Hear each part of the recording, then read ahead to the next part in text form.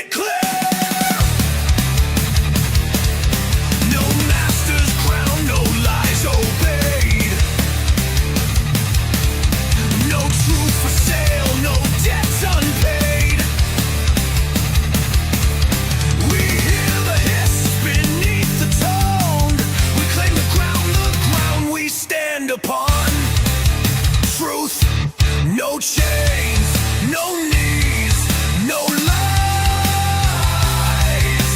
Truth, no chains, no knees, no lies we obey. Truth, no fear, no sleep, we see through the play. Truther Odyssey. Truth over Trovert. Truth over control. They wrap control in safety words. They dull the edge, they blur the nerve. But truth cuts clean, it doesn't bend. It stands alone until the end. We don't kneel, we don't comply. We don't swallow package lies. We read between the cracks and seams. We hunt the real behind the screen. Truth, no chains, no knees, no lies. Truth, no chains, no knees, no lies we obey. Truth, no fear, no sleep, we see through the play. Truther Odyssey. Truth over lever. Truth over control.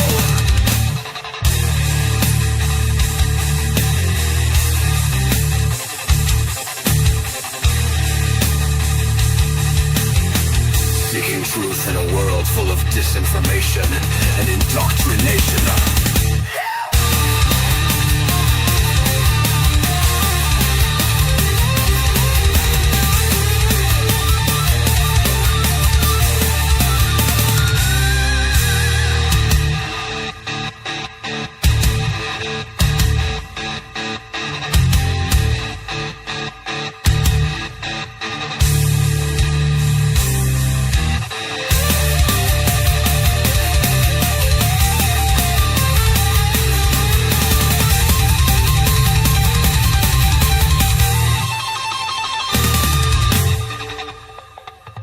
Truth, no chains, no knees, no lies. Truth, no chains, no knees, no lies we obey. Truth, no fear, no sleep, we see through the play. Truther Odyssey.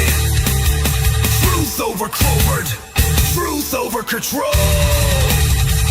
Seeking truth in a world full of disinformation and indoctrination.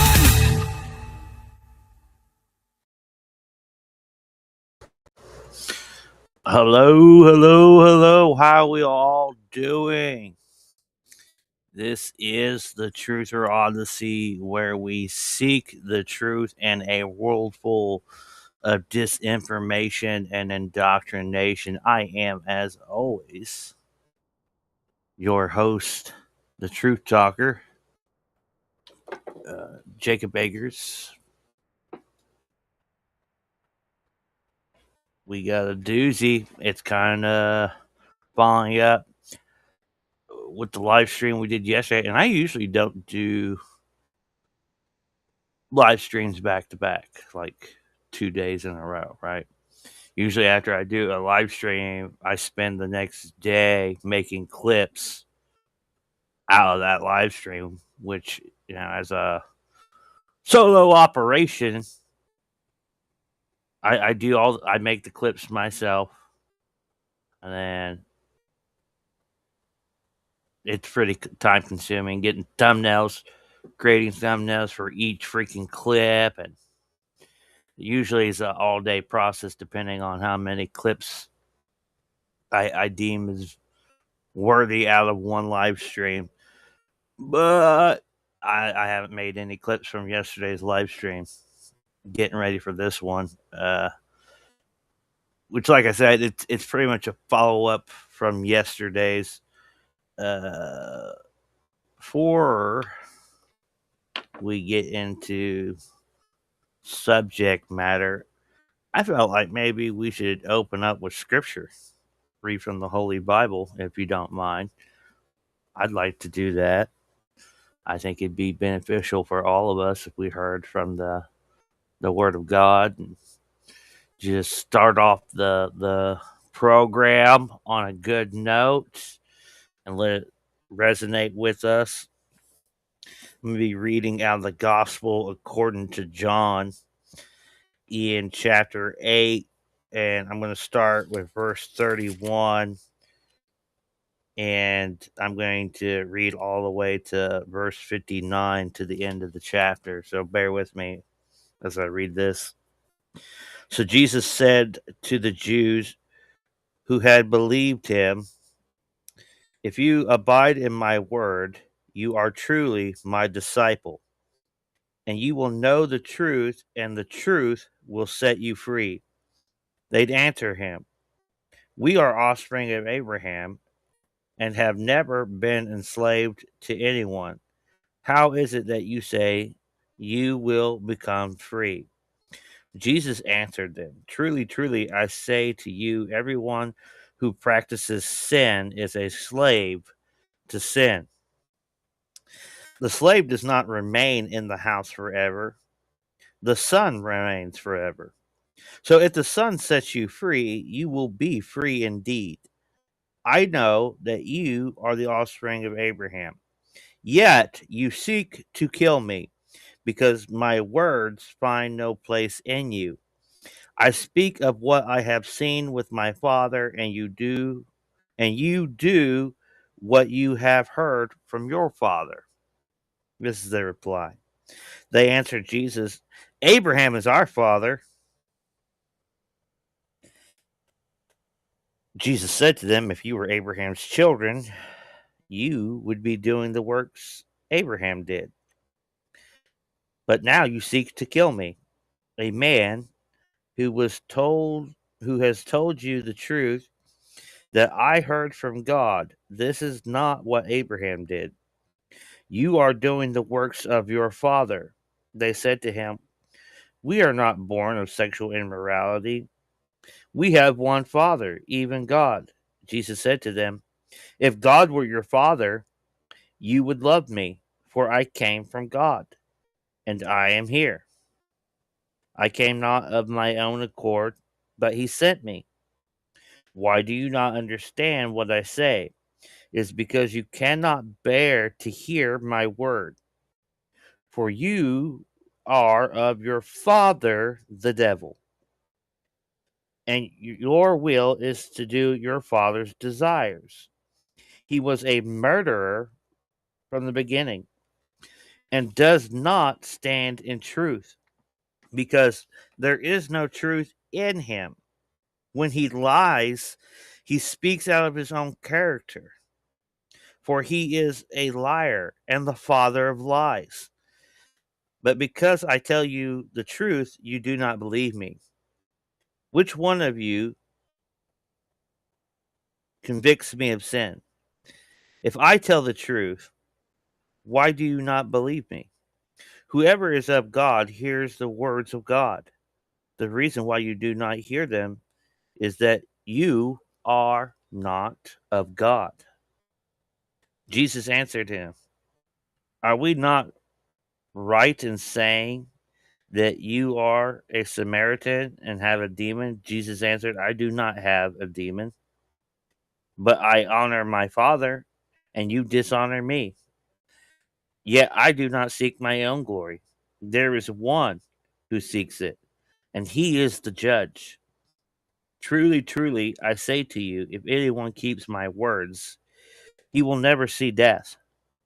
The Jews said unto him, "Now we know that you have a demon. Abraham died, as did the prophets. Yet you say, if anyone keeps my word, he will never taste death. Are you greater than our father Abraham, who died, and the prophets died? Who do you make yourself out to be?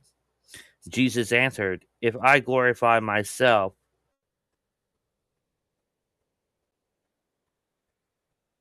my glory is nothing. If the Father who glorifies me, of whom you say, He is our God, but you have not known him, I know him. If I were to say that I do not know him, I would be a liar like you. But I know him and I keep his word. Your father Abraham rejoiced that he would see my day. He saw it and was glad. So the Jews said to him, You are not yet 50 years old, and have you seen Abraham? Jesus said to them, Truly, truly, I say to you, before Abraham was, I am. So they picked up stones to throw at him, but Jesus hid himself and went out of the temple. Before Abraham was, I am. You are the children of the devil. All these people telling lies. Children of the devil, who was the father of lies, the first murderer.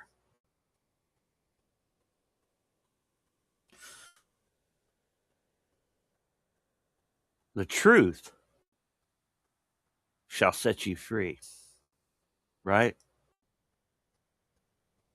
That's what this program's about.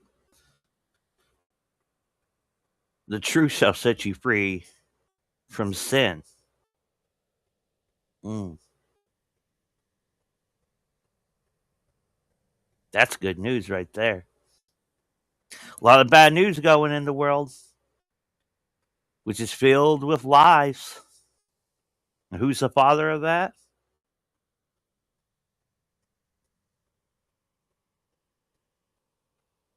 Who is bragging to be the children of Abraham, but they do not do the works of Abraham?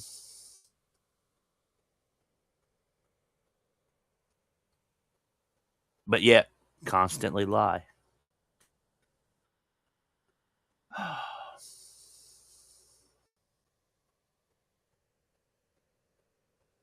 Man, that scripture's really hitting me right now. It's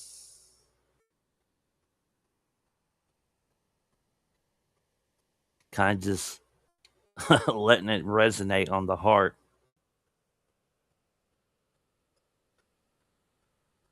because not one of us are without sin. There was only one who was sinless. Only one. So, yesterday we were talking about the Board of Peace. And the Board of Peace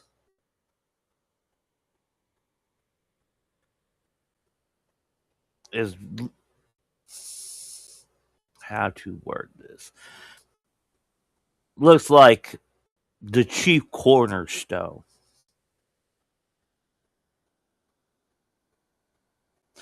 of what could become the last empire on earth.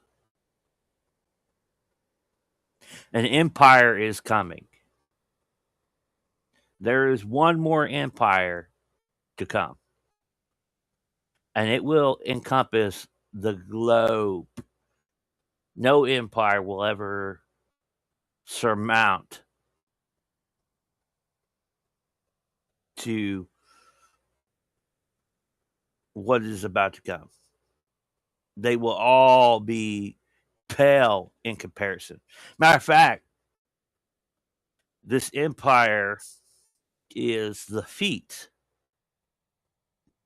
in Nebuchadnezzar's dream.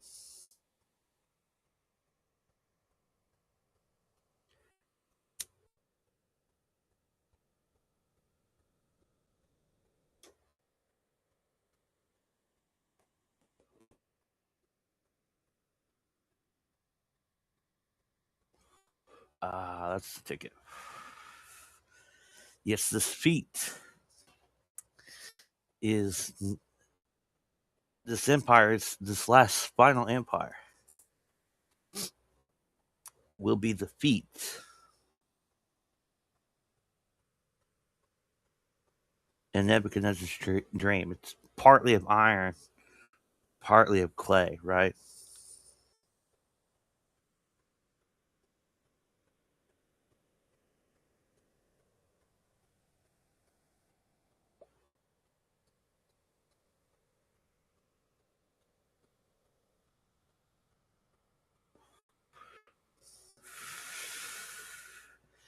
Now, here's the thing about what is partly iron, what is partly clay. Now, if you know anything about that dream and how each element, the head of gold, right, the chest and arms of bronze,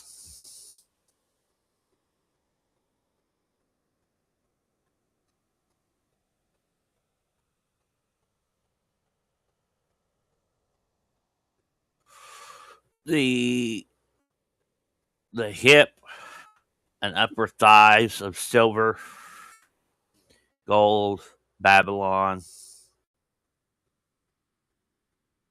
bronze, the Medo Persian, silver, it's the Greeks,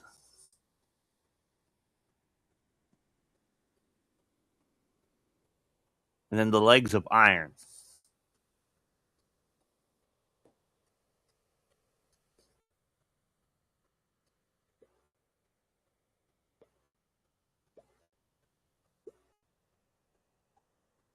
Now, the legs of iron, we all know, is the Roman Empire.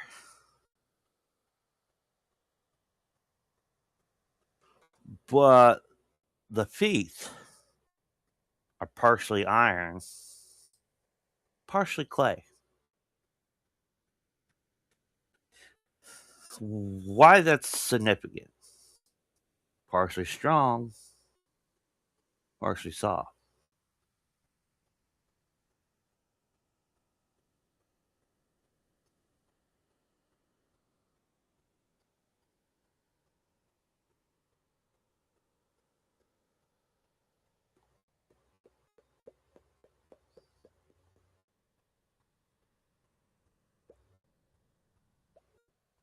Now, in the Old Testament, there is a nation that God, on numerous occasions, as allegory, describes as clay.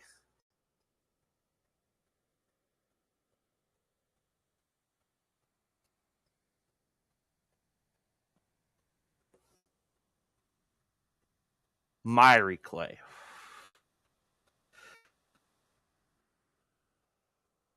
That is Israel.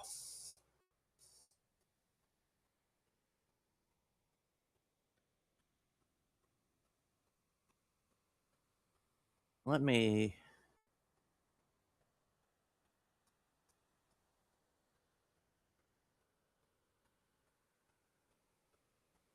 Yeah, miry clay. It's a muddy, boggy clay, right?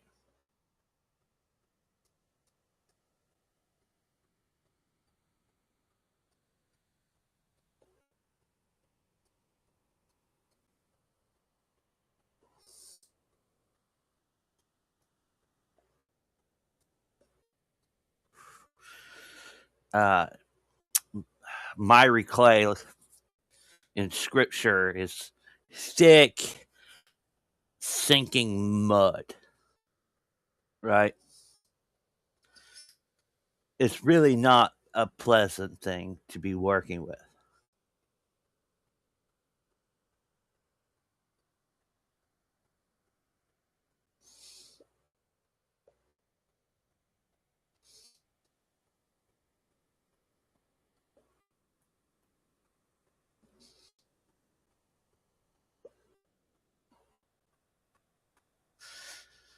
thick, sticky, deep mud that traps, hinders movement.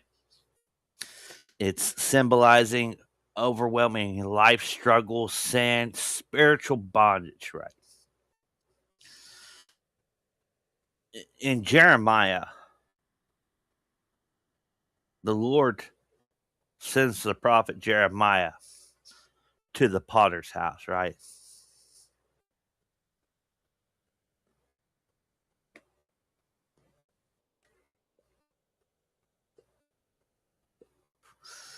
All right, I'm going to turn there real quickly.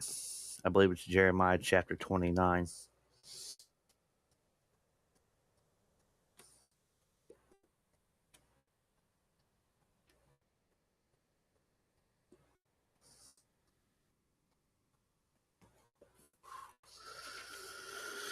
Isaiah, Jeremiah.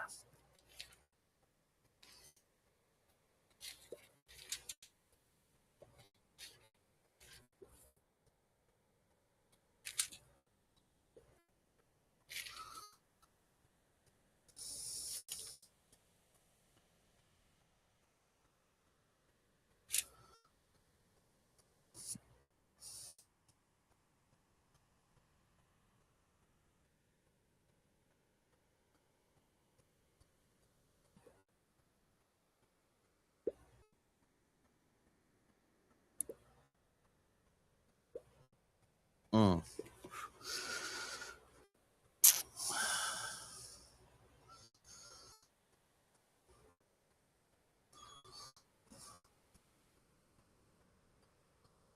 Let me double check it.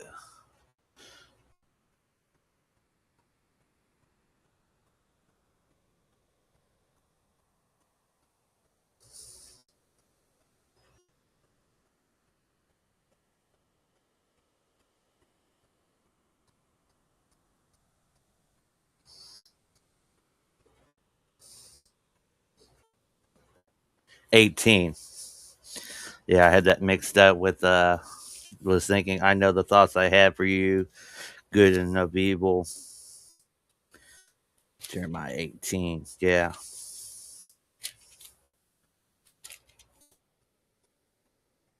Yeah.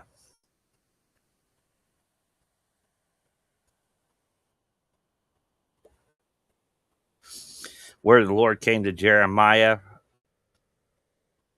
from the Lord, arise, go down to the potter's house, and there I will let you hear my words.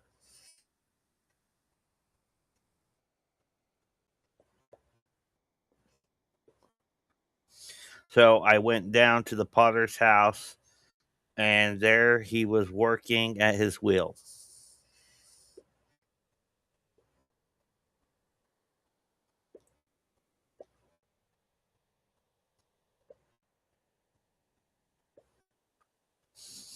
And the vessels he was making was of clay, was spoiled in the potter's hand. And he reworked it into another vessel, as seemed good to the potter to do.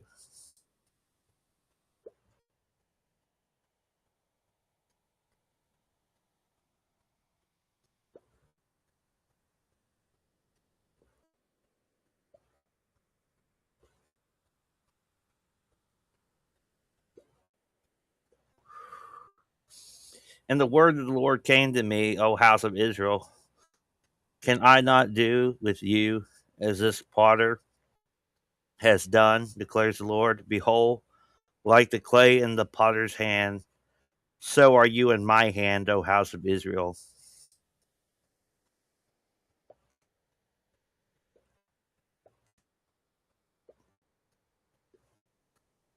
If at any time I declare concerning a nation or a kingdom, and I will pluck up and break down and destroy it. And if that nation concerning which I have spoken turns from its evil, I will relent of the disaster that I intended to do it. And if at any time I declare concerning a nation or a kingdom that I will build and plant it, and if it does evil in my sight, not listening to my voice, I will relent of the good that I had intended to do to it.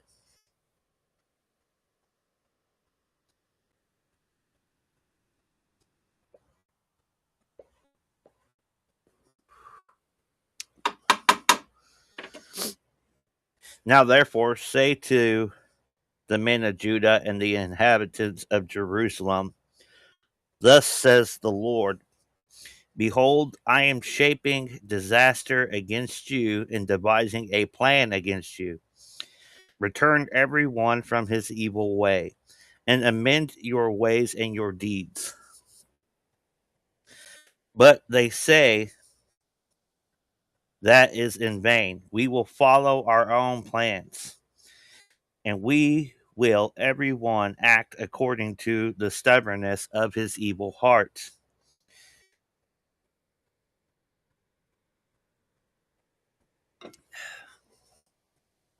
Therefore, thus says the Lord, ask among the nations, who has heard the like of this? The virgin Israel has done a very horrible thing. Does the snow of Lebanon leave the crags of Sirion? Do the mountain waters run dry, the cold flowing streams? But my people have forgotten me. They make offerings to false gods. They made them stumble in their ways in the ancient roads, and to walk into side roads, not the highway, making their land a horror, a thing to be hissed at forever. Everyone who has passed by it is horrified and shakes his head. Like the east wind, I will scatter them before the enemy. I will sow I will show them back, not my face, in the day of their calamity. Then they said, come, let us make plots against Jeremiah.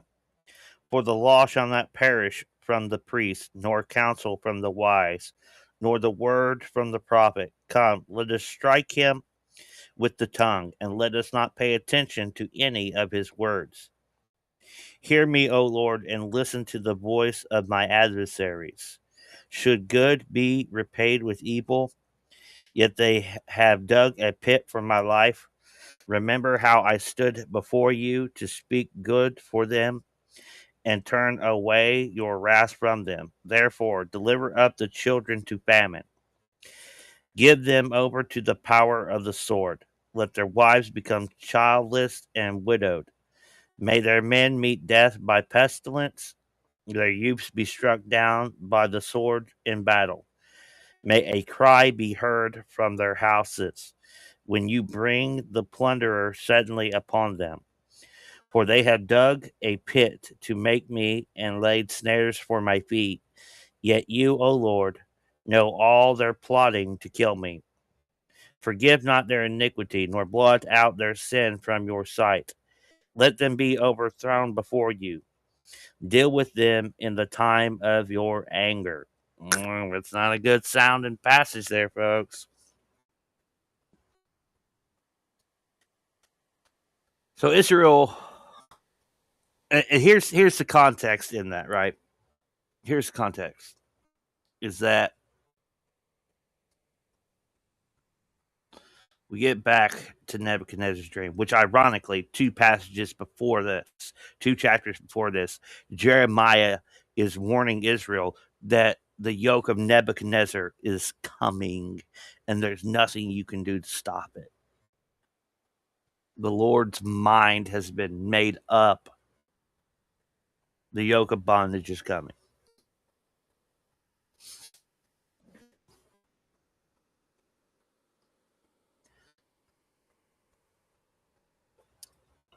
Nebuchadnezzar holds a lot of foreshadowing of the final empire that is to come. Matter of fact, every empire that has ever existed has has hints of foreshadowing to the final one. Okay, Nebuchadnezzar erects an image. and commands all of Babylon to bow down and worship it. And the punishment for not worshiping his image is death in the fiery furnace. Shadrach, Meshach, and Abednego, right?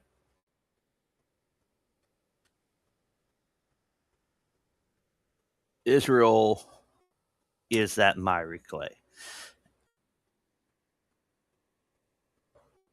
But when we're saying Israel, we're saying the house of Israel. Because what this is, who he's actually addressing is not all the tribes of Israel. Because Solomon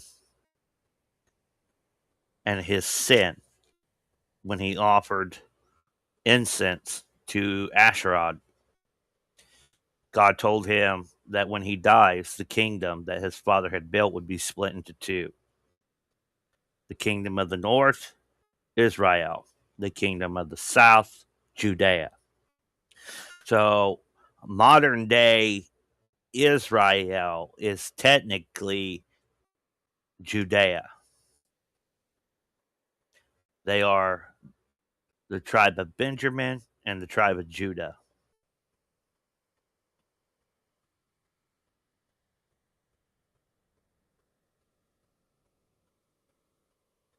The kingdom of the north wasn't much better than Judah, right?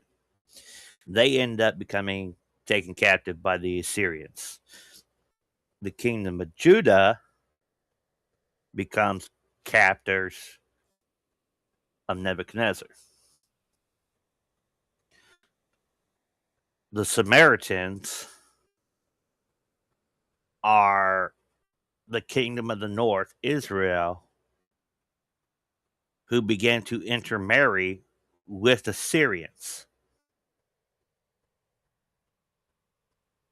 Thus, that's why the Jews had their disdain. Oh, you're not pure anymore. But when Jesus meets the Samaritan woman at the well, it's, hey, our fathers prayed in the mountains.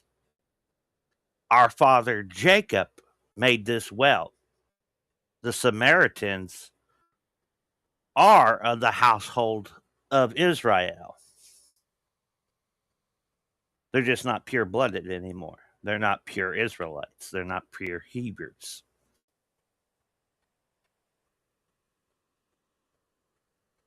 So,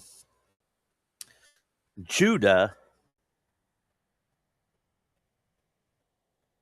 and this passage is that miry clay in the potter's hands. Can I not do with Israel?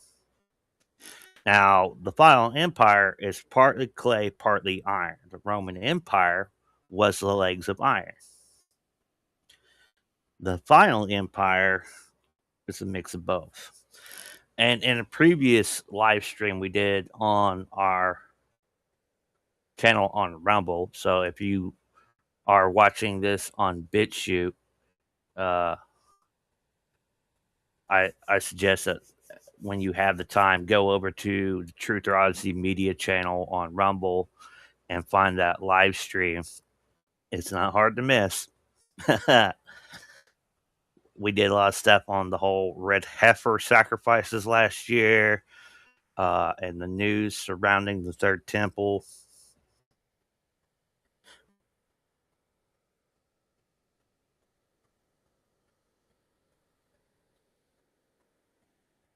I want to make something clear as I get into this, because we are getting into a dialogue that is, in all intents and purposes, would be misconstrued as anti-Semitic. It would be certain people would want this message censored, because what I'm about to say is Zionism plays a part.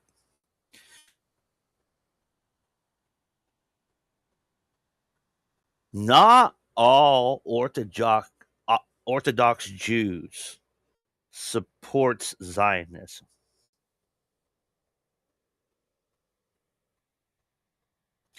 There is some weird stuff going on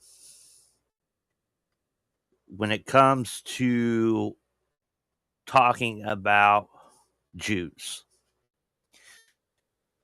Certain people want to throw them all under one umbrella, thinking, oh, hey, no Jews are condemning Jeffrey Epstein. No, it's because you live in an echo chamber through an algorithm that feeds you what you want to see.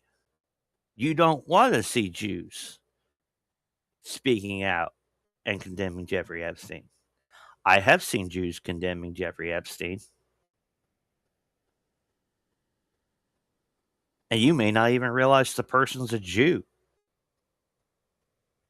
I know they're a Jew. How do you know they're a Jew? Because they've said they're a Jew, right? Also, not only have they said they're a Jew, look at their nose. Look at the fro, right? Ashkenazi right there.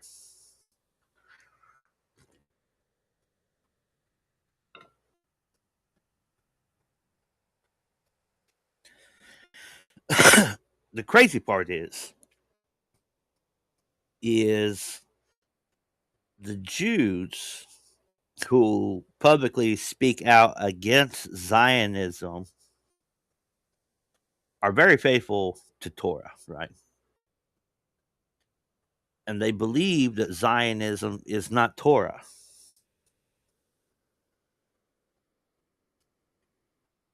That it's actually a supremacy movement. And it is. It is. It is.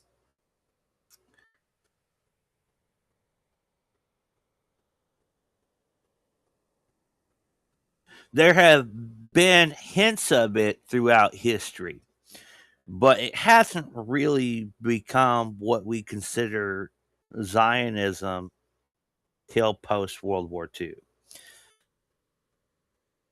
But it was in the air before that. How it infiltrated Christianity is very fascinating because it also brought with it a false doctrine concerning eschatology, which became very popular through a certain publication of a study Bible with commentary, and that is the Schofield Bible. And that, and I'll just say it, false teaching is a pre tribulation rapture that states that the church will not face the Great Tribulation. But when you really read the scriptures in context, you realize that's false. How can the beast make war with the saints if they've been raptured?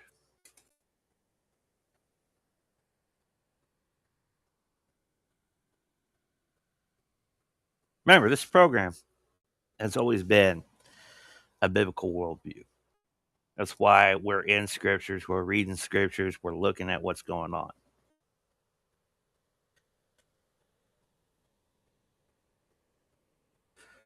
Ever since 1948, with the reformation of the nation of Israel, which is neither a good thing nor a bad thing, it has to happen kind of thing. You know what I'm saying? Uh, that's the thing that has me boggled with people like Alex Jones who profess to be Bible believing Christians because he believed that, oh, we're trying to stop the New World Order, which is the name of this transmission. If you haven't realized, we've been talking about it pretty much the entire time. You just, if you know, you know, right? If you know, you know.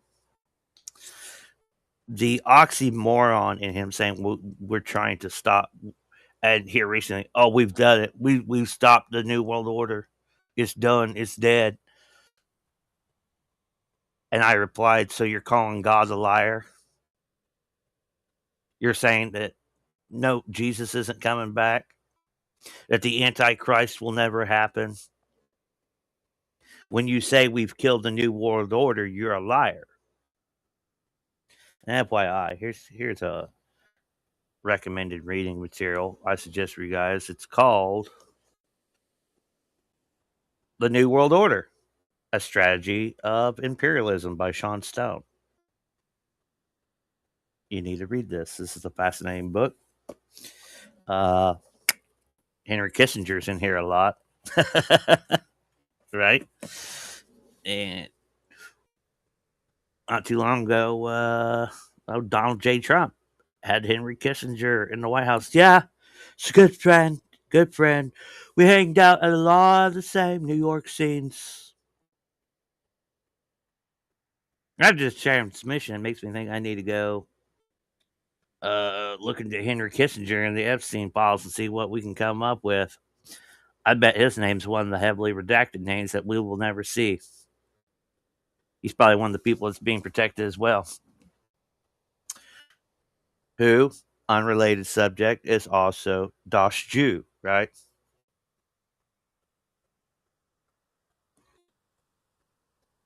So he may be a part of Zionism, more than likely, but not all Jews. I want to specify that. Not all Jews are Zionists. And I applaud the ones who call this out,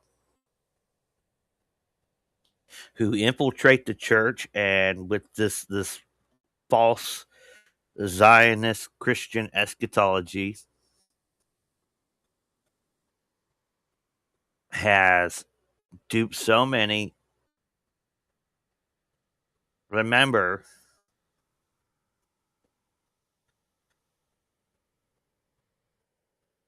this is why I can't fully go out hate Jews.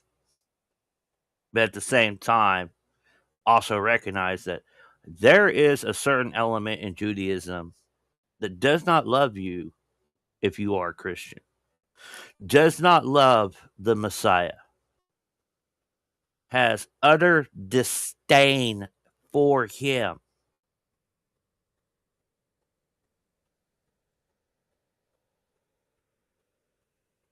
They hold mock funerals for any other family members who converts to Christianity. To them, that person is dead. They grieve over someone who's not dead.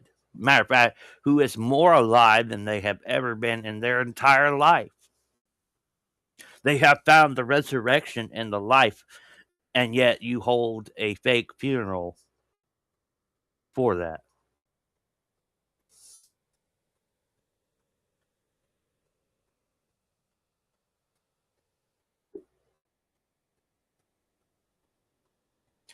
It's a very miry clay, weighed down by sin.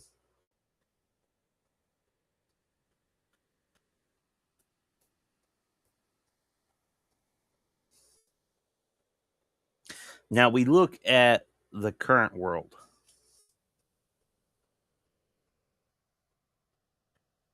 And Israel, the miry clay,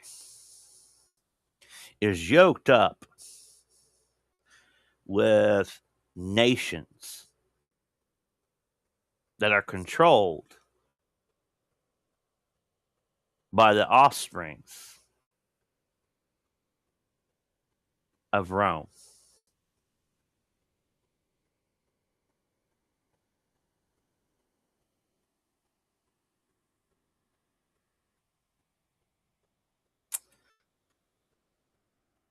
Listen, in the Roman Empire, when somebody became, so Pontius Pilate was the governor of Judea. You want to know how many people voted for him to become governor of Judea? 0. He was appointed governor by Caesar.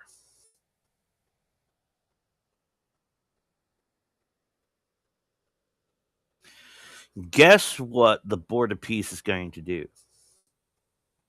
It's going to appoint people over regions.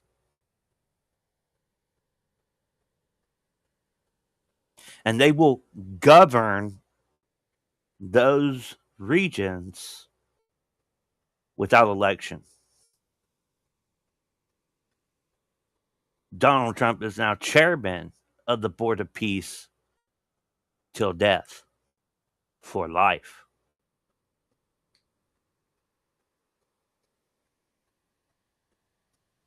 Caesar.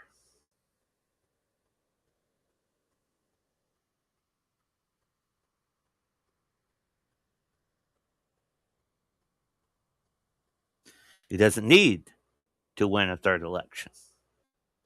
He can't run for a third term. But he can make himself director for life. Now, I'm not saying he's the Antichrist, far from it. But that office, well, whoever the Antichrist might be, he's going to be chairman of the Board of Peace.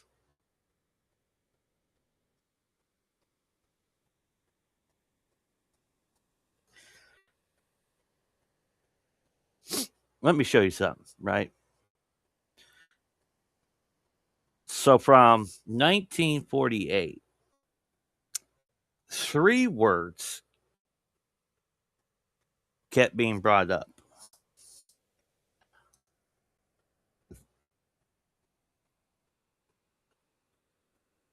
Those 3 words was New World Order.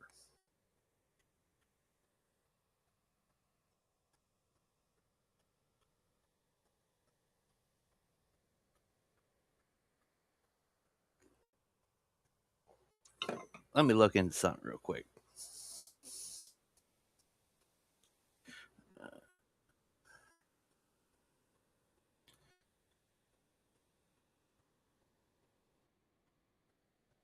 What the heck? I hate when it does that.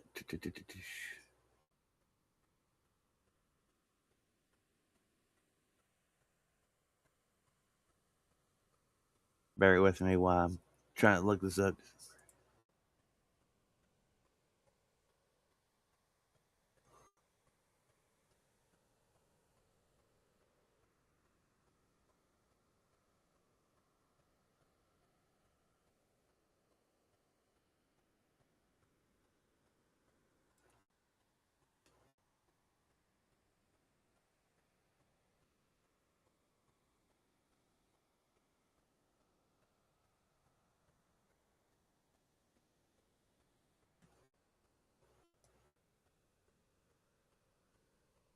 That's being slow. Come on.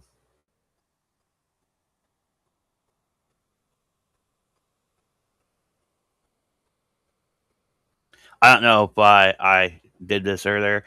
I do apologize for the late delay. I had the time set for 2:05. We didn't really go live till way after that.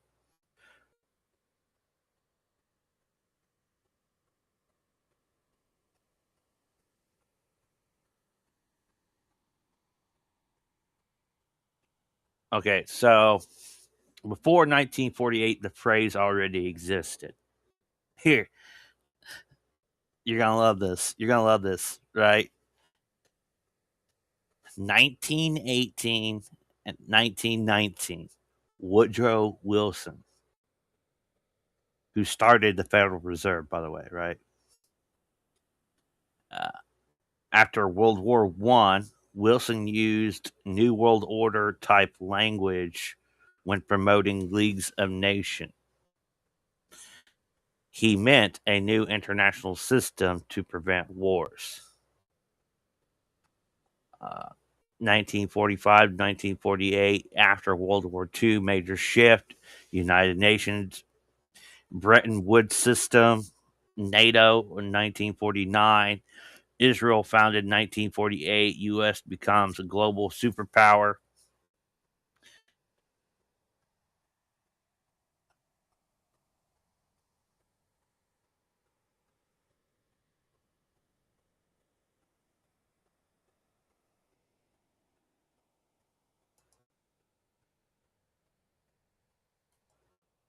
But Joe Wilson, that's crazy.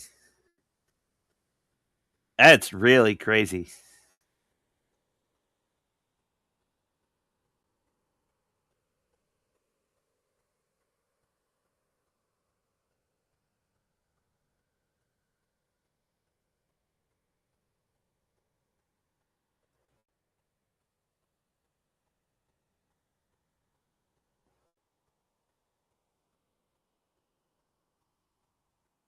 All right, it's acting weird. I have to refresh it.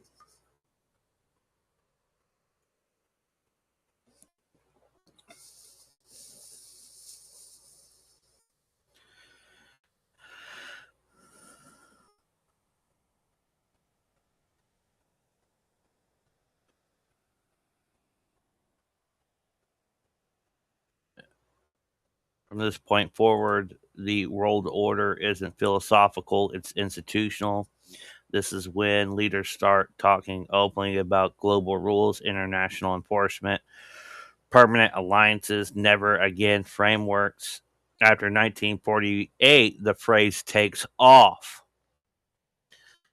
While not constant, the phrase New World Order becomes increasingly common after major crises, post World War II Reconstruction, Cold War shifts, end of the Cold War, 1990, 91, right? George H.W. Bush used the phrase publicly, post 9/11 world, post COVID era, pattern, crisis, leaders speak of a new order.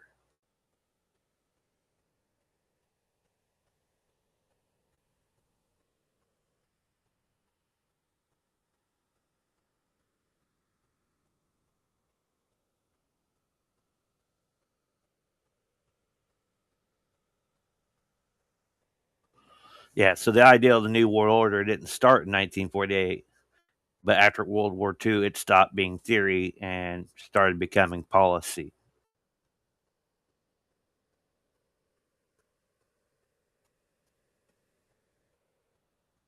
Interesting. Okay.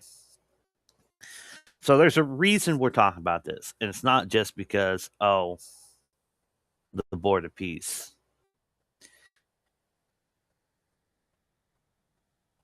It's being said a lot. I do mean a lot. And I'm going to pull it up.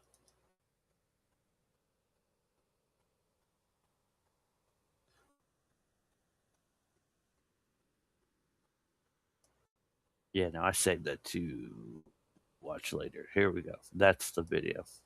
Let me get this video ready for us.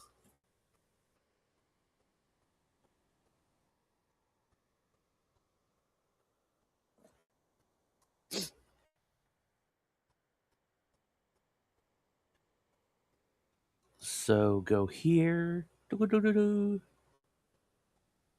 go ahead and go like that.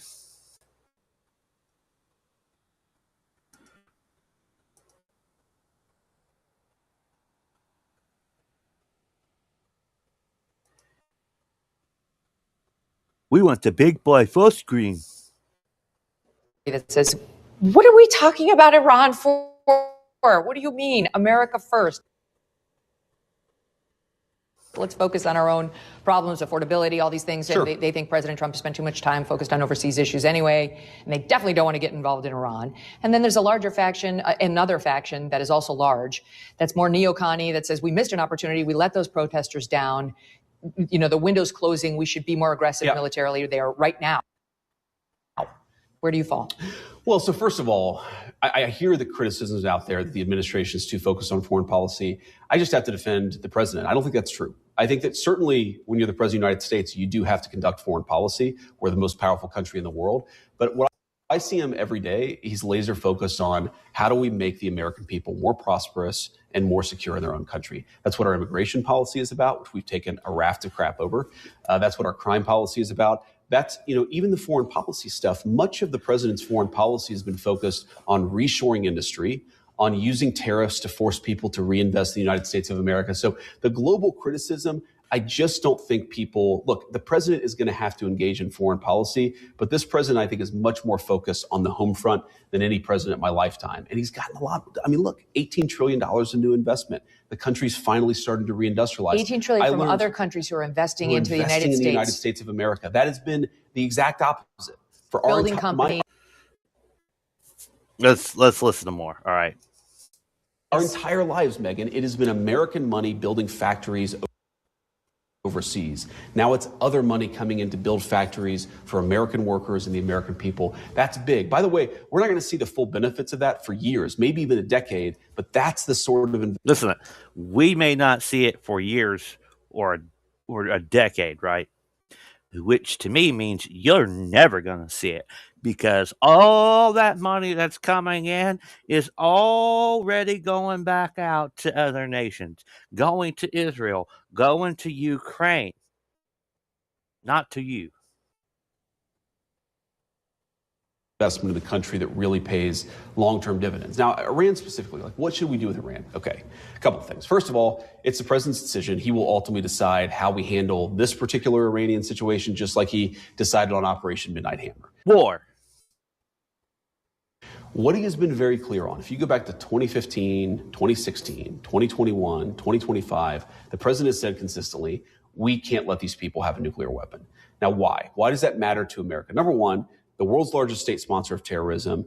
You think it's bad when we have a domestic terror attack where a couple of people die, and you're right. What happens when the same people who are shooting up a mall or driving airplanes into buildings have a nuclear weapon? That is unacceptable. And it's not just them, because if the Iranians get a nuclear weapon, you know who gets a nuclear weapon like the next day?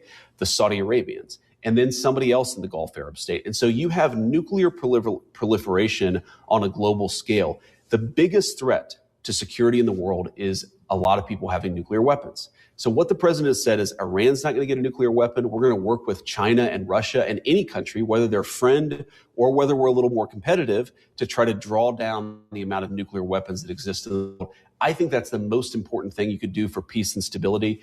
And the question is, what do you do to enforce that red line? Okay, Iran can't have a nuclear weapon. That is the stated policy goal of the president of the United States. It's so funny. Sometimes you have people who are saying, well, the president's too belligerent. And then sometimes you have people who say, well, the president, he's talking about diplomacy and he's talking about negotiating with the Iranians. We shouldn't negotiate. We should just bomb them.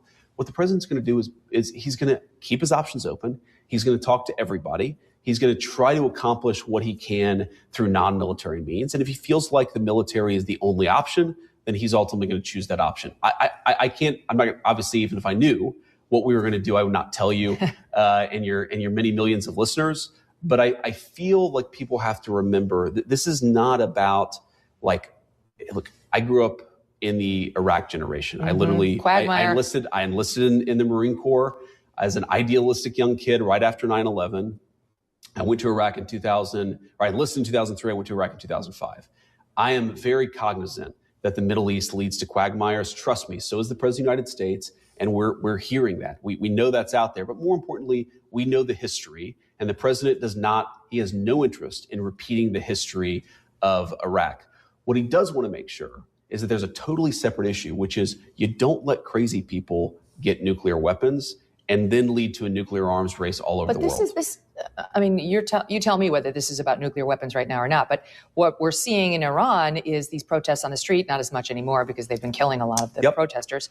But it's, should we go in there and help the protesters get rid of this regime, like get rid of the Ayatollah, which, let's face it, it's much different in Iran. The regime goes well beyond the Ayatollah. And here's the crazy part. We are listening to J.D. Vance being interviewed by a woman who claimed that Jeffrey Epstein was not a pedophile. He was into the barely legal stuff. Her words, not mine. It's what Megyn Kelly said.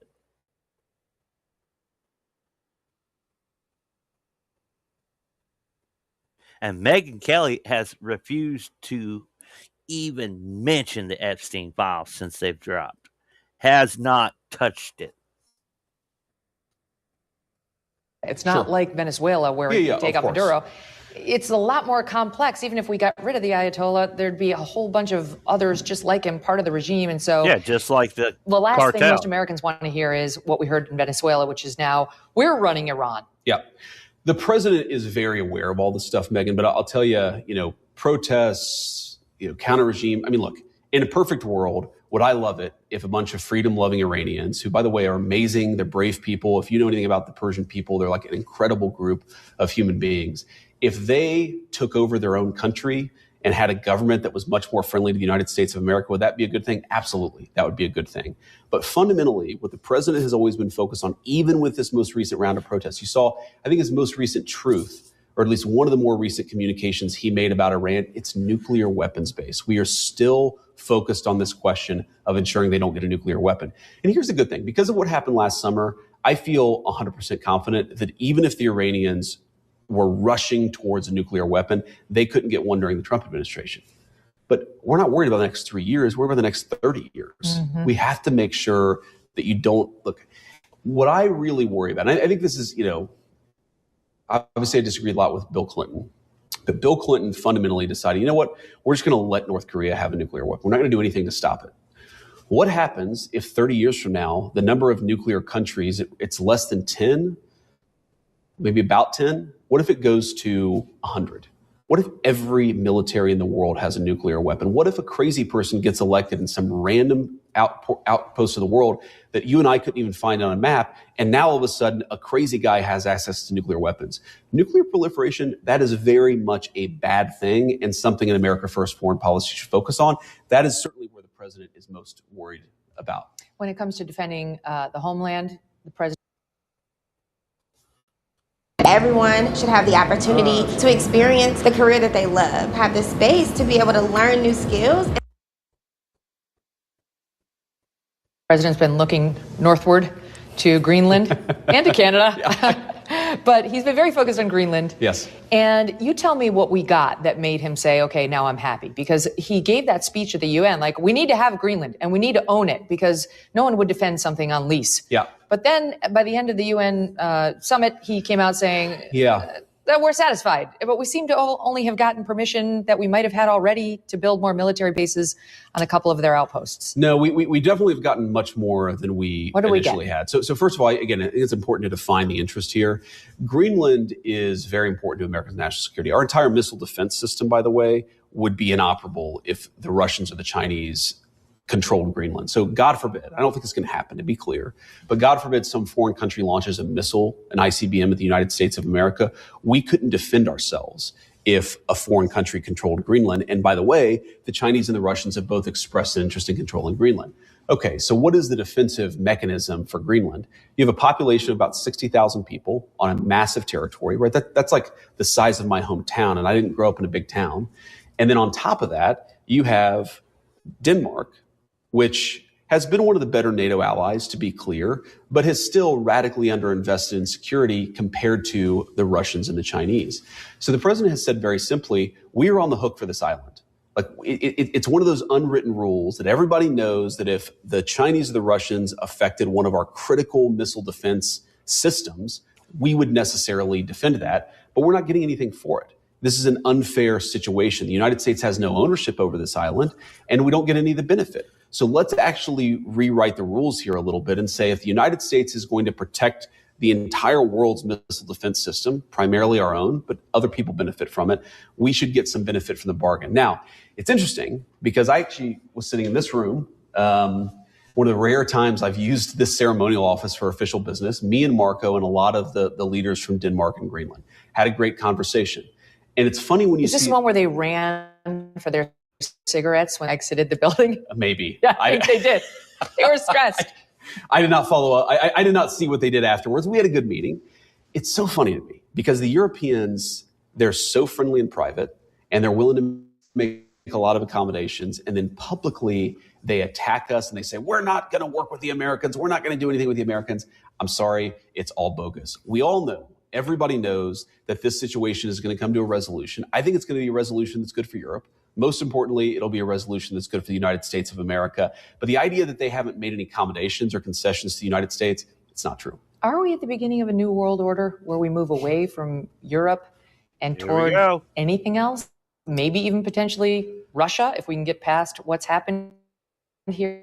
I mean, there's a real question about that, given some of the speeches you've made to the European Union, some of the speeches that President Trump has made, what's happening culturally in Europe, what's their crackdowns on free speech. And they just look less and less like we do.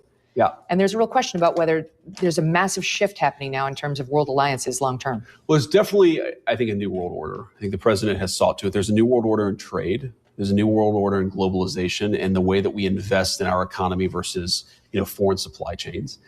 There's a new world order and that the president is willing to shake up some old alliance structures. I mean, NATO, I think, is much different because of the president's leadership than it was 10 years ago. It was sort of coasting. It was effectively a protectorate of the United States of America. Obviously, you saw what happened to Venezuela. So, yeah, the president is putting a stamp on world history, but fundamentally in an America First way. Like that is the orienting focus. And so when people say, well, you can't work with Putin on anything because you disagree with the Ukraine invasion. Well, the president said very clearly, Putin should not have invaded Ukraine. We're going to try to work and bring that to an end. But there might be some areas of cooperation too. His attitude is not, you're our friend, you're our enemy. We're going to go to war with our enemies and we're going to be, we're going to give our friends everything without asking questions. His attitude is, we're about alliances.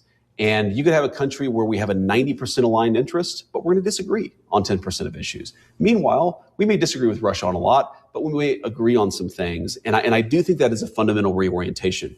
The other thing that's much different, Megan, about the president's foreign policy and just the way that he does business, and it's, look, there's a lot that I've learned from him, but this is nearly at the top of the list of the things I admire about the president of the United States, is he will talk to anybody. Like, when he was thinking about who to make his vice president, he was talking to the gardener at Mar-a-Lago. He told me that. And I said, well, sir, what did the gardener at Mar-a-Lago said this really matters to my life? But when people say you shouldn't talk to this person, right? You shouldn't talk to Kim Jong-un of North Korea because that gives him something for nothing. No, I'm going to have a conversation. We're going to actually conduct diplomacy. If we have to use the military, he's obviously not afraid to do it when he feels like he needs to. But the willingness to just communicate and break down barriers is very important. This is, by the way, Megan, one thing I would say about the Iranians that is just really weird to me, and I don't understand their system, and I frankly think that it makes diplomacy with them extraordinarily difficult, is the person who makes the decisions in Iran is the supreme leader. Okay, the president, our sense is, doesn't have a lot of juice, doesn't really matter. The foreign minister seems to talk to the supreme leader, and that's mainly the person that we've communicated with. But it's a very weird country to conduct diplomacy with when you can't even talk to the person who's in charge of the country. That makes all of this much more complicated. And it makes the whole situation much more absurd. Like, he can pick up the phone and call Putin. He can pick up the phone and call Xi. Even countries that we have very hostile relations with, he can pick up the phone, North Korea. He met the guy at the 38th parallel. It is bizarre that we can't just talk to the actual leadership of a country. It makes diplomacy very, very difficult. International Okay. disputes, inflation, rising national debt, digital currency. So it's a new world order.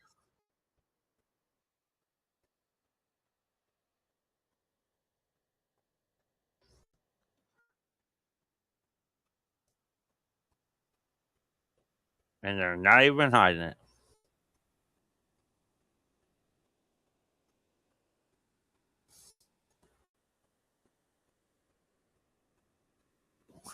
Matter of fact, if you go watch this video for yourself, there is a new world order fact checker disclaimer underneath the video, which I'm talking about the video we just watched on YouTube.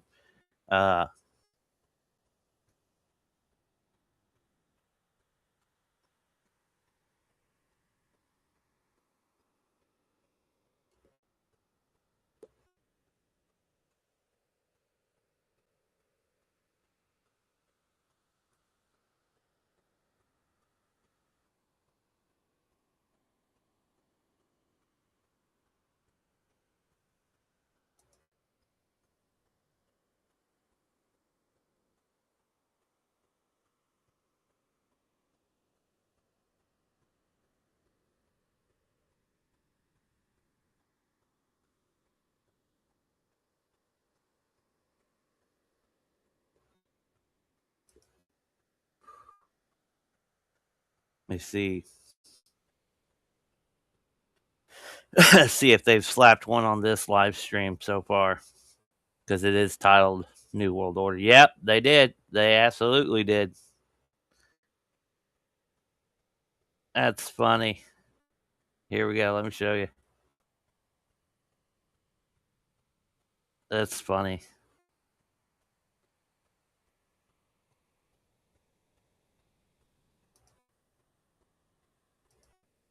That's too good.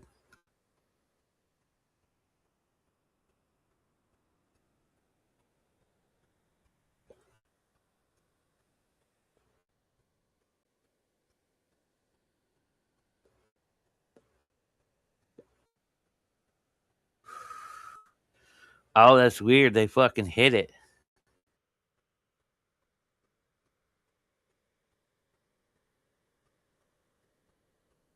Let's refresh it and see what happens.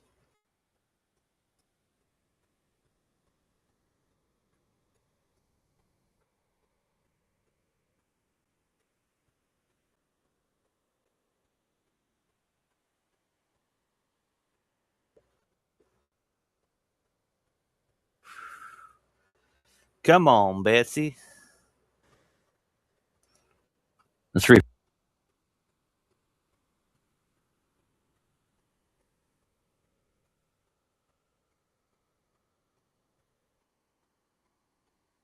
Huh.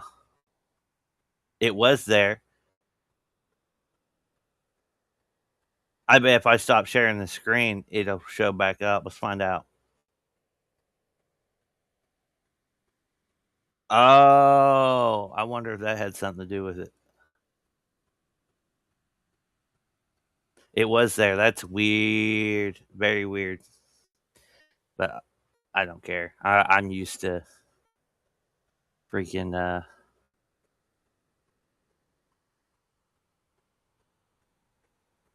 like my stuff doesn't get any traction on freaking YouTube at all, so it's no surprise.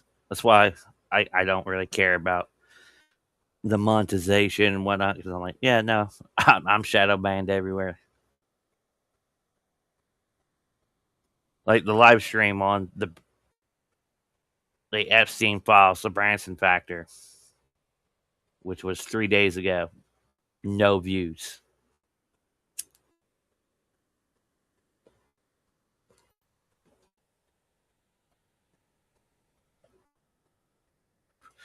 Yeah, that's crazy, because I made 7 clips out of that one live stream, which is only like an hour and 11 minutes long. 7 clips out of one of my more shorter live streams. And most of those clips on Rumble have more views than the live stream on YouTube.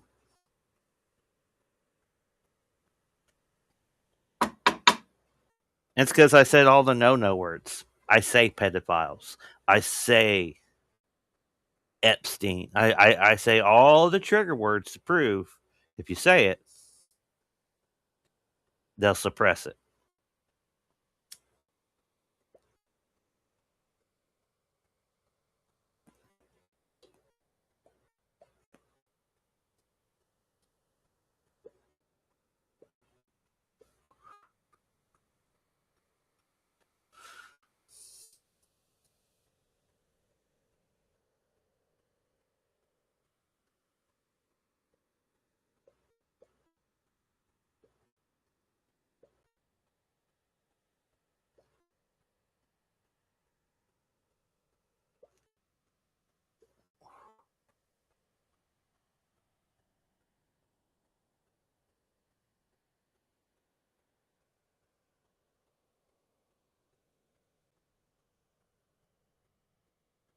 Let's see.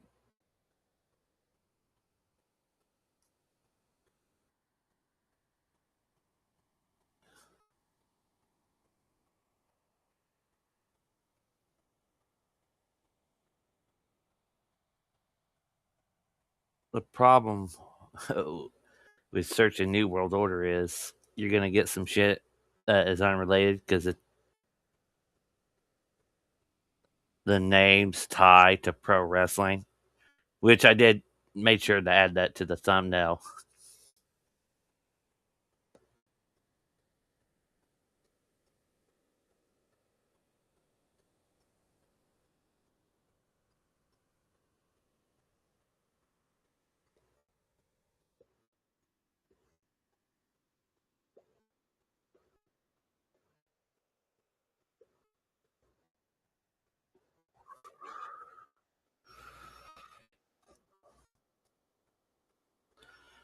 Let me pull this up real quickly. I found something that might be interesting for us.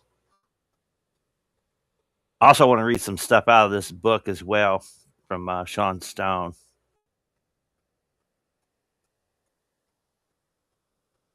The start of the New World Order isn't coming, it's already here.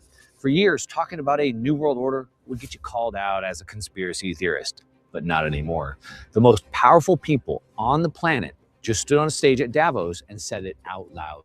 They said the old rules are dead. They told us what broke. They told us why it can't be fixed and what's replacing it. Now, after decades of building companies and investing through these exact kind of shifts, I can tell you this changes everything.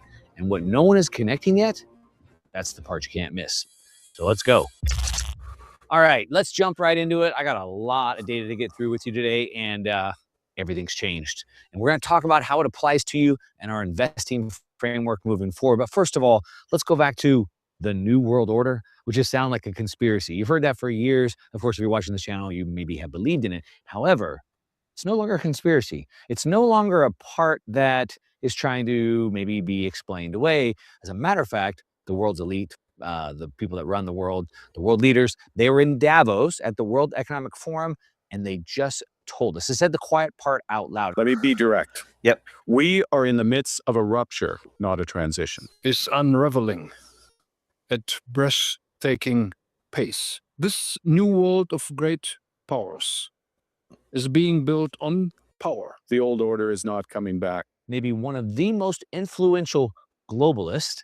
I'm talking about Mark Carney. We're going to talk a lot about him today, but he used the word rupture. He said the New World Order is ruptured. What does rupture mean? Ruptured means that it's broken in a way that it can't be fixed. And what comes next is a new set of rules where the world will work completely different on the other side. Now, what we're talking about is a system collapse. Now, a system collapse isn't chaos.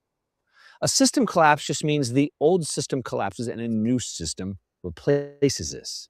Now, we've had different specific systems, and really the one that we're operating in right now has been in place since about World War II, the rules-based order. Now, we can see in this chart right here, I have it on the screen, where it started right here after World War II. Here comes we're our going back to timeline, guys. 1945, and this is a very pivotal point. We're going to come back to this later, but for now, you can see in 1945, after World War II, we had the Bretton Woods Agreement. So the entire world got into one global monetary system. We had the creation of the UN Charter, the World Bank, the IMF, and so this new world order was put in place right there. Yeah, we're in the fourth NATO turning. was formed in 1949, and so this was the foundation of this new world that lasted until about 1989.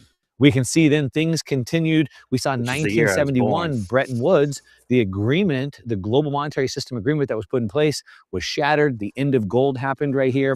1981 is when we said this sort of ended, is where the Berlin Wall fell. Why is that consequential? Well, we can see as we went from this rules-based world into a unipolar moment. Why was it unipolar? Well, because at this point, the USSR collapsed. The USSR was America's #1 adversary or opponent or competitor in the global landscape. And at this time, China was really kind of inconsequential. But that started changing. So 1991, Soviet Union collapsed. End of history. 1995, the World Trade Organization was set up, which then brought China into the global economy, the global factory. 2001 was China's WTO entry. And that's really where a lot of the jobs started being shipped from Europe and America over to China, started building China up. And then 2008 had this great financial crash. Okay, all of this led from a rules-based order to a unipolar moment.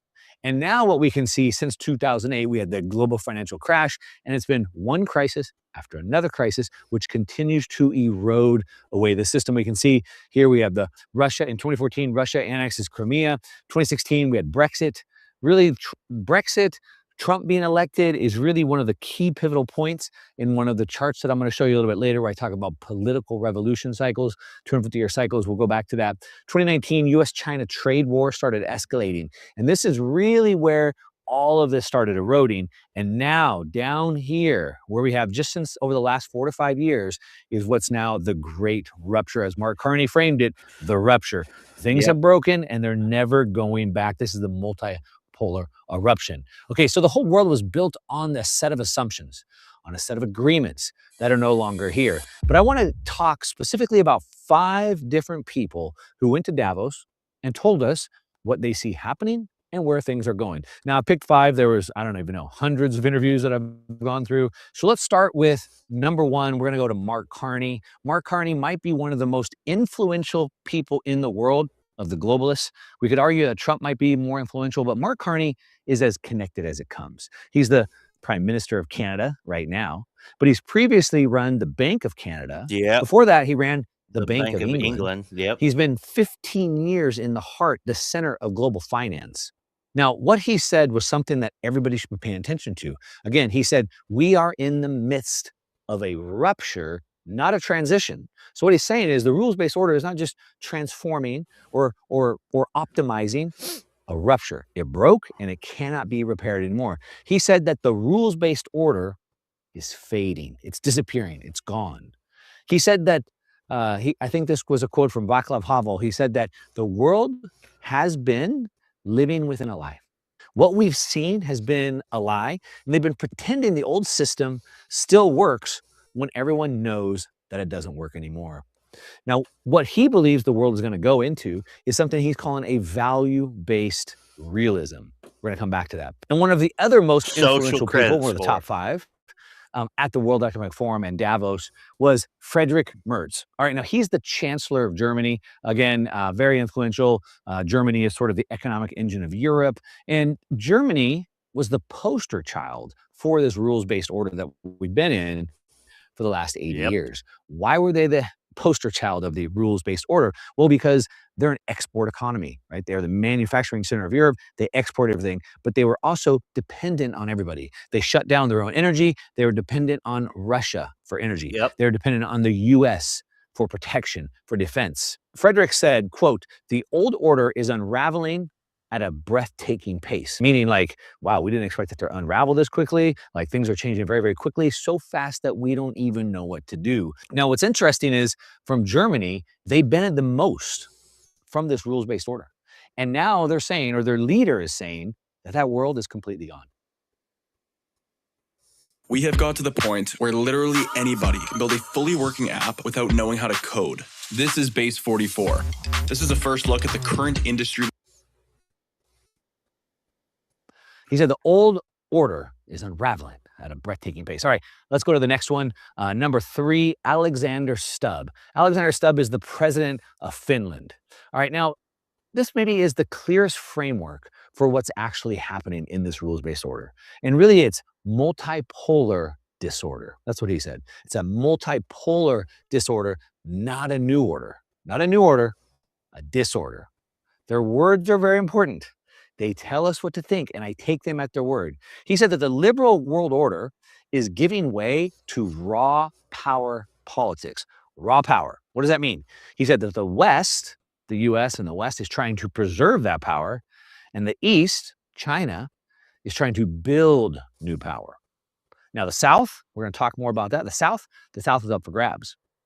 And he compared this moment in time that we're in right now to 1918, to 1945, which started this rules-based order, in 1989, when the USSR, the US's main adversary. Now hold up. Earlier. Remember when we were talking about this? Woodrow Wilson, right? Boo.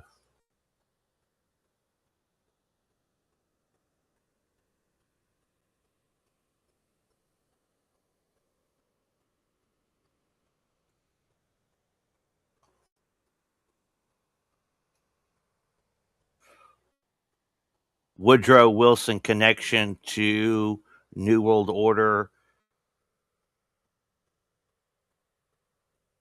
Let's see what we got.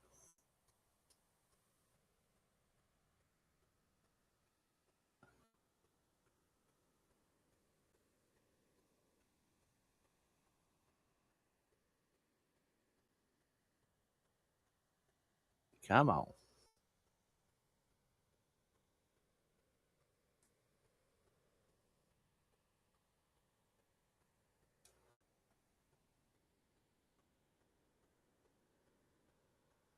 Yeah. Yeah, the 14 points, 1918 and 1918 Wilson gave.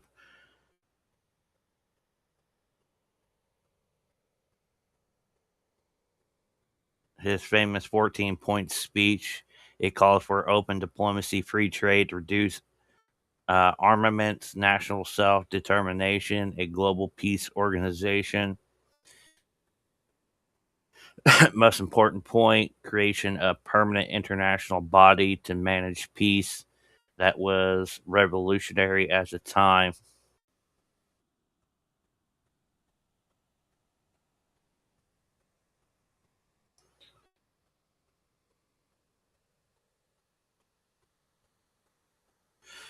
Was the Federal Reserve's creation a result of that?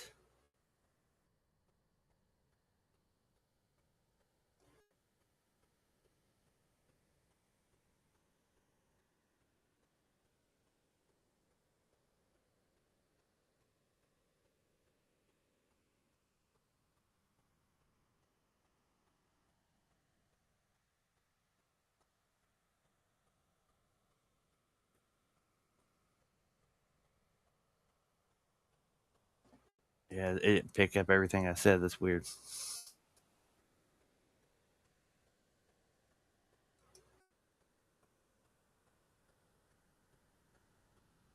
We'll get back to this video here in a minute. The dude was on some good points.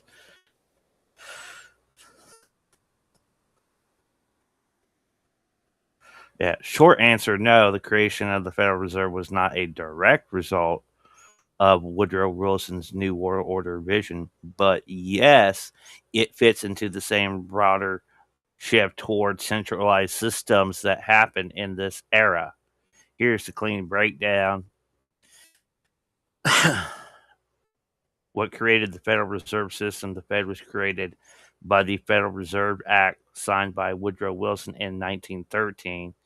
Its purpose was domestic, not global. Stop banking panic, stabilize the currency, control inflation / deflation, act as lender.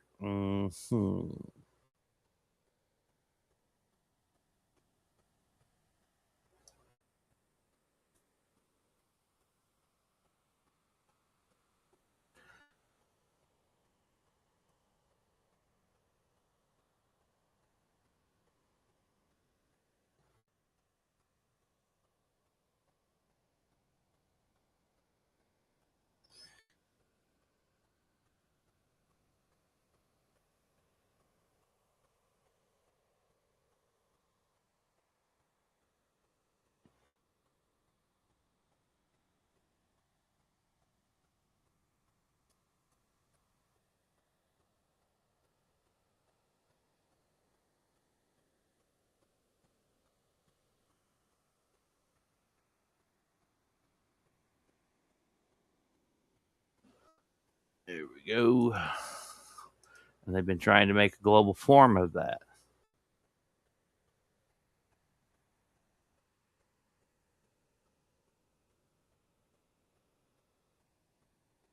See what we get. Short answer, yes. For decades, there has been a push towards global coordination of central banking and monetary policy. Not one single world central bank, but a network that works together. Here's how it actually works. The hub, Bank for International Settlements, BIS.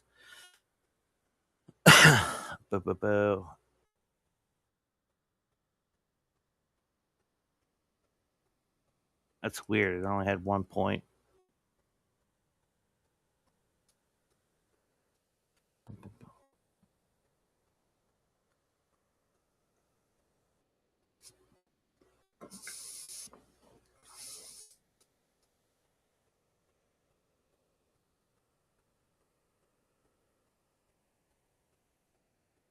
Come on.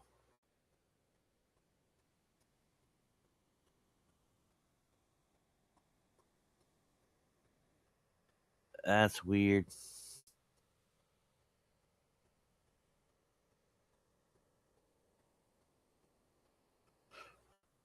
Okay, while that's working on that, we'll finish. Let this keep going. Collapsed.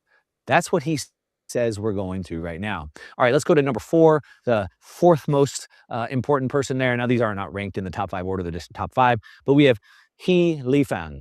Now, he is the vice premier of China. Now, he was there to defend multilateralism. All right, he talked about the need for community and how we should all work together. He warned that, quote, the law of the jungle should not be the new order. That's what we have right now, where the strong bully the weak.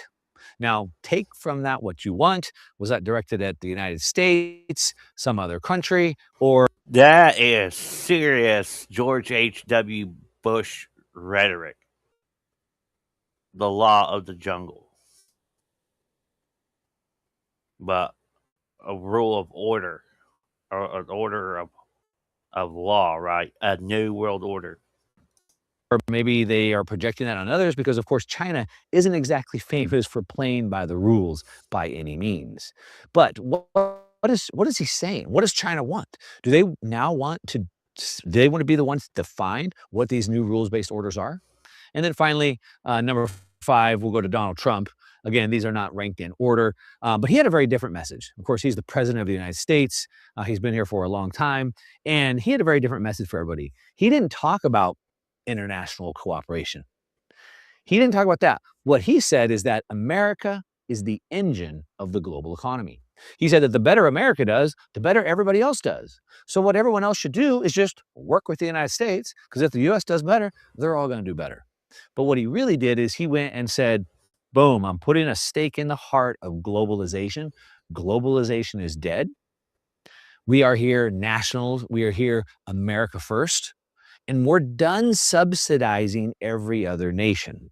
We're done paying for their defense. We're done paying for their tariff or for their imports. We're done subsidizing their pharmaceutical costs. We're done with all of that, all right?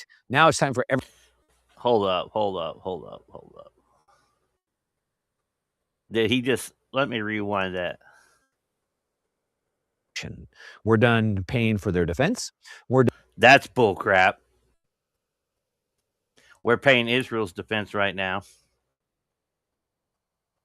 Done paying for their tariff or for their imports. We're done subsidizing their pharmaceutical costs. We're done with all of that, all right? Now it's time for everyone to pay their fair share. Now, whether you agree with what he said or not, doesn't matter. It confirms the thesis that we're talking about and breaking down and looking into. Now, the U.S. isn't trying to save the rules-based order. He made that clear. They're not trying to save it. They don't care about that anymore. As a matter of fact, they're the ones that are rejecting it. The U.S. is rejecting it.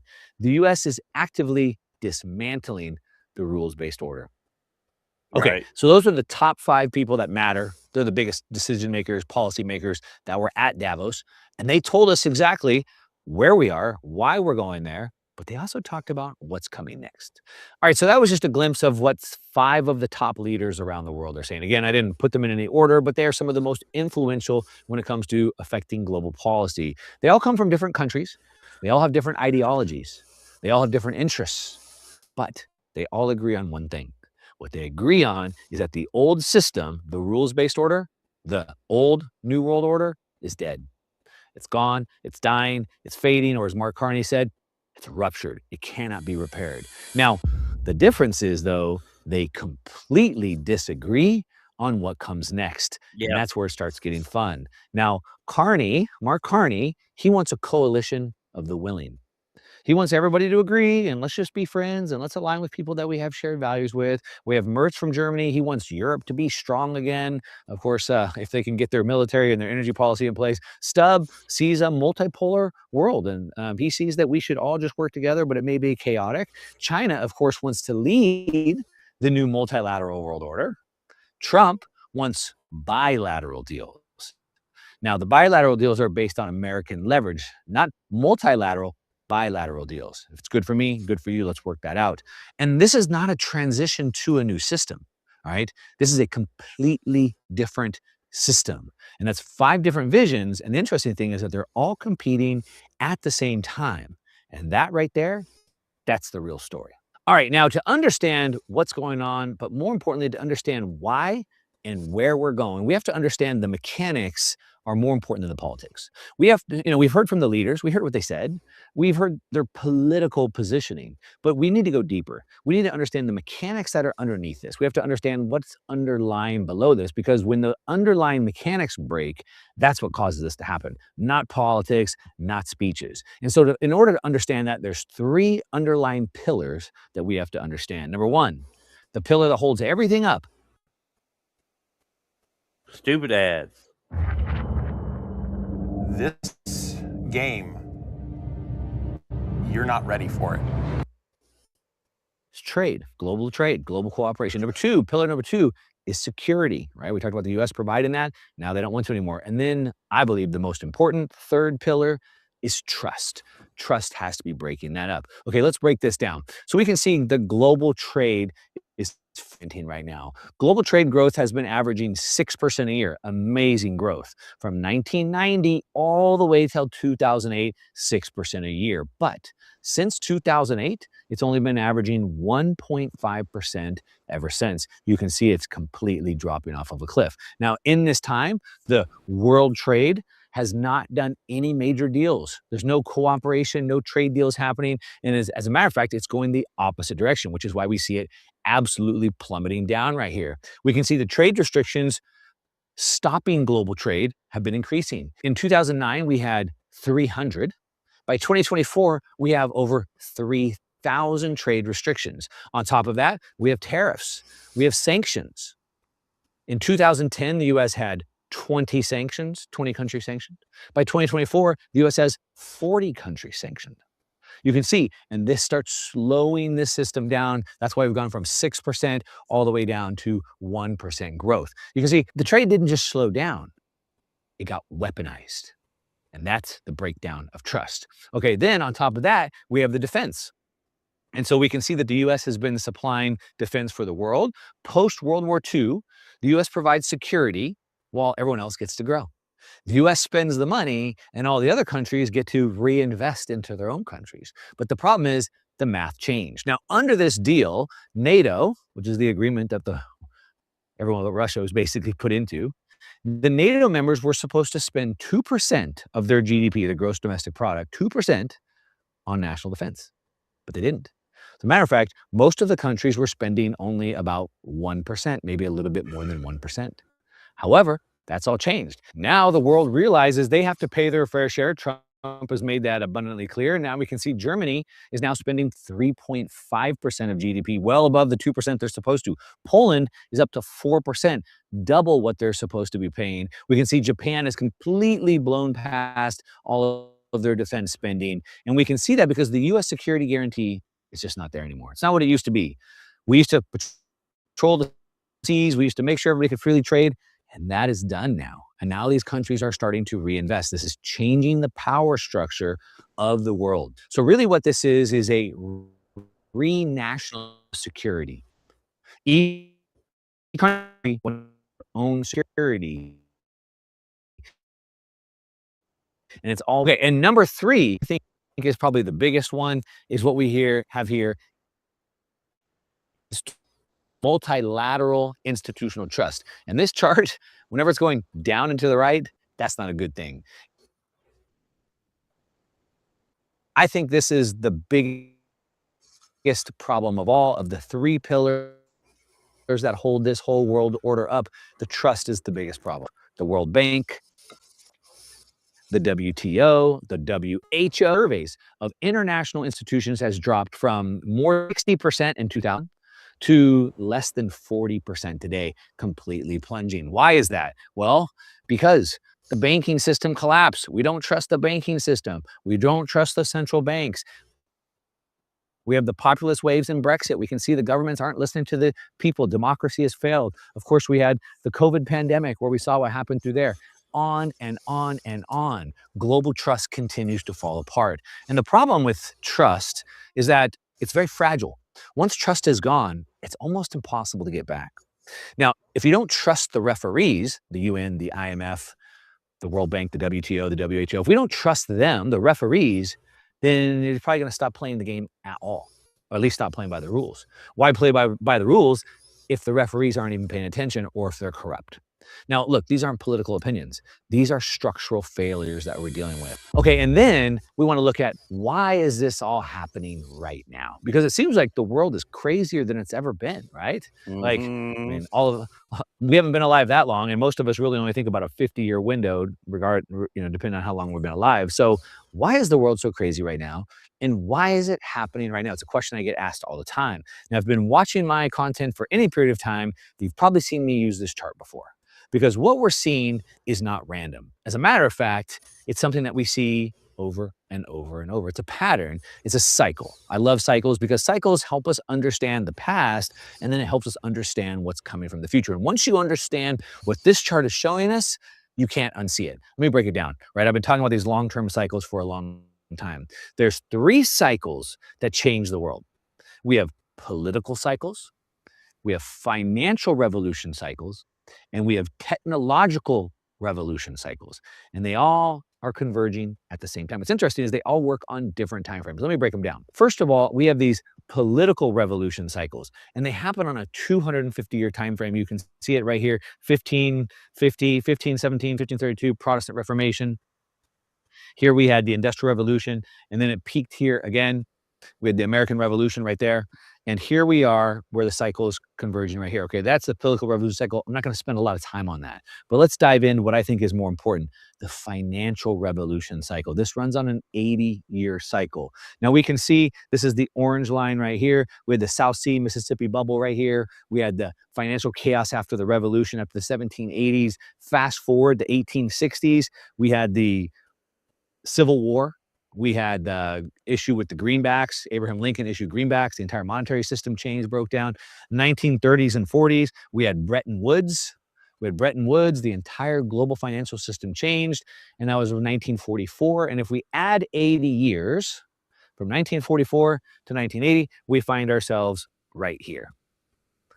Okay, so we have the 250-year political revolution cycle converging with the 80-year financial revolution cycle. Ray Dalio talks about the long-term credit cycle. And then we have what I think is the most powerful, which is this green one. It's a 50-year technological revolution cycle. Every 50 years, we get a new technological revolution, not a new piece of technology, a cluster of technologies that changes the financial system, the way that we work, interact. And this is what changes the world. We can see it go in here. We had the Industrial Revolution, 1771. We had the steam engine and railways, 1829. We had steel, electricity, 1875. Oil, automobiles, mass production, 1908. We had telecom, microprocessors, personal computers, etc. right here in 1971. And then right here again, you see 50 years later, another technological revolution. This is rewiring who controls information. It rewires who controls money, who controls the choke points. AI, decentralized networks, Bitcoin, all of this right now. This is why it's so crazy right here, right now. Now, if cycles help us understand what's happening, how we got here, they help us understand what's coming next. Plus, we have the political leaders that are trying to jockey for position. What do we see is coming next? If the old system is ending,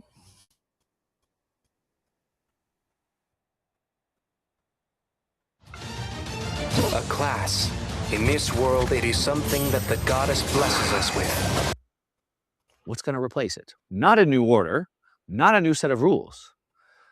Maybe there's 4 competing visions, and maybe these 4 competing visions are all going to happen at the exact same time. All right, so path number 1 is the values-based realism, and this is really broken out here by Stubb and Carney. This is their model, and they're basically saying that the old institutions, they're broken.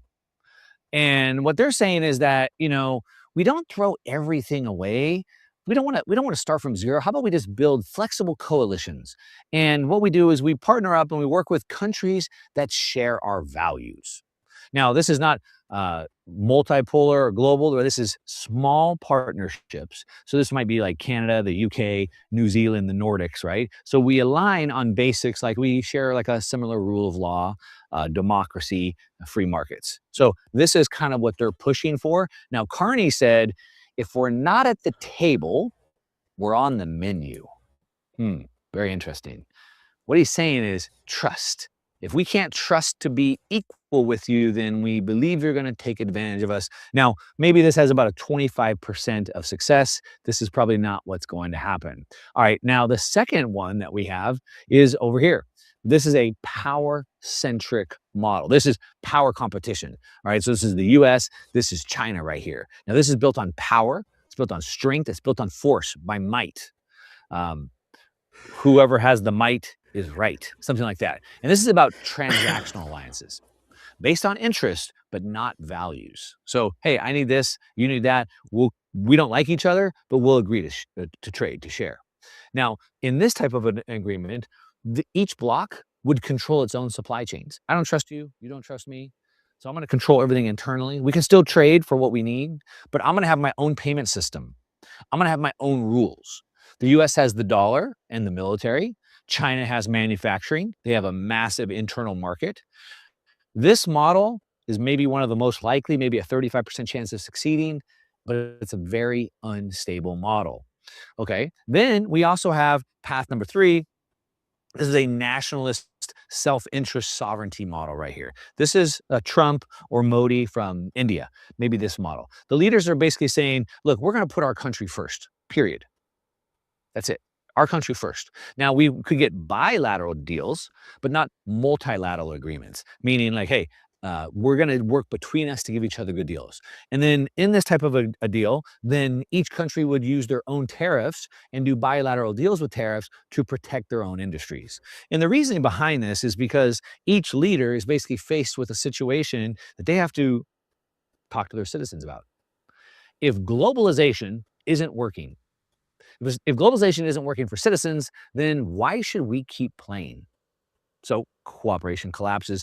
And then finally, the fourth one that we have is this global south. This is the wild card. We don't know what's going to happen. This is up for grabs right now. We're talking about India. We're talking about Brazil. We're talking about Indonesia. We're talking about Saudi Arabia. Now, each of these countries, Saudi Arabia, Indonesia, Brazil, they're asking themselves, man, why do I always have to choose between the US and China? Right? India's like, man, I want to get my oil from countries, but the US doesn't like those countries, but I would like to build the iPhone for the US. And why am I always having to choose? Why do I have to choose between those? So they're working on maybe setting up their own infrastructure, new development banks, alternative payment structures, payment systems. You've heard about the BRICS. Now this represents about 6 billion people. This one has probably the lowest probability of success, only about a 15% success. So that's what's shaping up right now. But here's the thing. What are we going to do to move forward to protect ourselves and build wealth in this new environment? What do we do with our money? If the old system is ending, if the future is extremely fragmented, then what do we do? Now, the basic playbook that's worked for us for the last 60 years in this rules-based order is own stocks for growth, own bonds for safety and cash flow. That's worked very well. I've been talking about for quite a while now how that has been failing, and now you start to understand why. It worked because the system was stable. It worked because the rules were clear. The old world equaled efficiency, supply chains, just-in-time supply chains. We just globally trade and I get you what you need and you get me what we need, but that ended. The new world is not about efficiency. The new world is about resilience. That's why the U.S. is reindustrializing at a rapid rate right now, trying to build up its national strategic interests. Resilience. The old world was about financial assets. It was about stocks. It was about bonds. All of those things are promises. But when one of the 3 pillars is trust that's gone, then that old world, that old financial world, that's gone. The new financial world is built on real assets, things that can't get printed, things that don't require trust. Gold and silver. Like what? Well, like commodities, like critical minerals, like silver, copper, lithium, nickel, like gold, like silver. Yep. Like Bitcoin, things that can't be printed, things that cannot be manipulated. The question is, what assets are durable when the system fragments? That's the question that everybody has to ask. So when you're thinking about how do we survive in this, regardless of what model prevails, the rules-based order didn't collapse, it just expired. And I showed you that right on cue when all 3 cycles lined up. The danger now isn't chaos, It's pretending the old rules still apply. One of the things I say the most, I love this story of Einstein. I'm not going to tell you the whole story, but he said that the answers change. So the answers changed here. The world changed. The old way to build wealth, the old world of efficiency and financial assets, that's gone. If you still think that stocks and Okay. I'm over that one.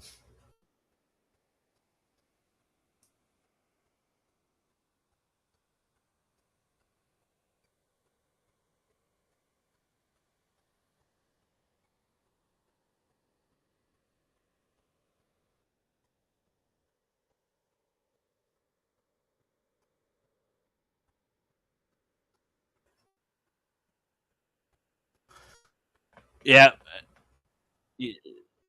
Yeah. I mean, how many reports have we got right now of the financial system just not doing it right? I mean, multiple speculations of collapse is coming.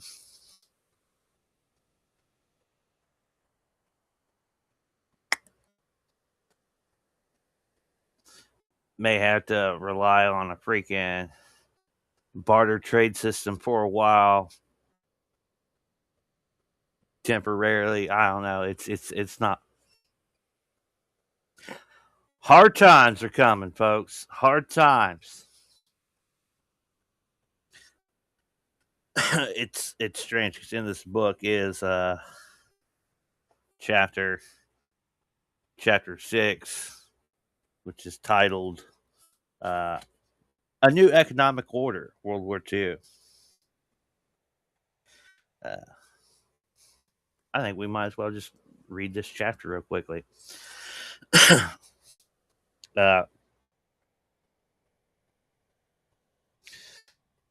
The colonial system means war. Exploit the resources of an Indian, a Burma, a Java. Take all the wealth out of these countries, but never put anything back into them. Things like education, decent standards of living, minimum health requirements. All you're doing is storing up the kind of trouble that leads to war. If the American led international order that emerged after World War II could be called the New World Order, then the previously existing order must refer to British international hegemony since the end of the Napoleonic Wars in 1815. The consummate myth of the century was the English dominated balance of power in the Western Europe had led to an epoch of unprecedentedly rapid growth, supported by the relative prevalence of harmony over inconsistency, of order over disorder. This harmony, initially embodied in the balance of power between Russia, Prussia, Austria, and England, known as the Concert of Europe, was reinforced economically and military by Britain's domination of the seas, ensuring the imperial access to colonial markets as well as by England's hoard of gold and silver to back its credit system. According to the myth of the liberal world order, the nationalist economics arising from Germany by the 1830s imperialed the order by seriously impairing the efficiency of the international economy, which had formerly relied principally upon the automatic forces of private markets, supplemented by inconspicuous and largely informal central authority exercised from London. However, British liberalism, even under the appearance of harmony, was imperialistic and recognized as such by men like Friedrich List of Germany, who helped found the Zollverein Customs and the Customs Union in the 1834 as a federation amongst German states to protect against English dumping of refined goods. List proved to be an economic nationalist like his American brethren Henry Clay and Henry Carey, with whom he had worked to enact the protectionist tariffs and government led industrial growth of the 1820s. List's book, The National System of Political Economy, proved his commitment to economic nationalism by the contention that European nations must commence with the development of their own internal manufacturing power should they be hindered in these endeavors by England's manufacturing, commercial, and naval supremacy in the union of their powers lies the only means of reducing such pretensions. Every war which the powers of the continent have waged against one another in the last century has had for its invariable results to increase the industry, the wealth, the navigation, the colonial possession, and the power of the insular supremacy, i.e., Great Britain. The continental Europeans continued to play into the imperialist warfare like place between Britain and its sometimes rivals, sometimes allies like Turkey, France, Russia, and Germany in order to control the geographic circumstances of this international order. The 19th century was, in fact, dominated by private market forces in England, like the banking and merchant interest of the East Indian Company, whose policies of free trade justified two opium wars with China, using government force to open China's market to British trade, including the forced legalization of opium. On the other hand, the geographic grasp for natural resources by the European imperialists came to a head during the 1880s in the scramble for Africa, though it had been private companies like Rhodes British South African Company that had spearheaded Britain's move into Africa and precipitated wars in South Africa to secure its hold. Yet England's national economy was opposed to its private corporate and banking interests, had begun to decline by the 1870s, beginning with the Depression of 1873. The lack of capital investment into British manufacturers was evident already at the International Exhibition of 1867. Export of British iron and steel, coal, and other products declined in the period. It was a turning point in British history, which signaled that the onset of free trade with 3 degrees earlier, with the repeal of the Corn Laws, had doomed English industrial technology to decadence in order that finance assumed supremacy in the affairs of the empire, while Britain's buy cheap, sell dear mercantile policy had sacrificed the wealth of its domestic industries and agriculture. The empire preserved thanks to the city in London, the private financial house, which in turn owned the Bank of England, which acted as the world's creditor for international trade and investment. Meanwhile, the British colonial experience on the whole proved that imperialism can best be viewed as a mechanism for transferring income from the middle to the upper class.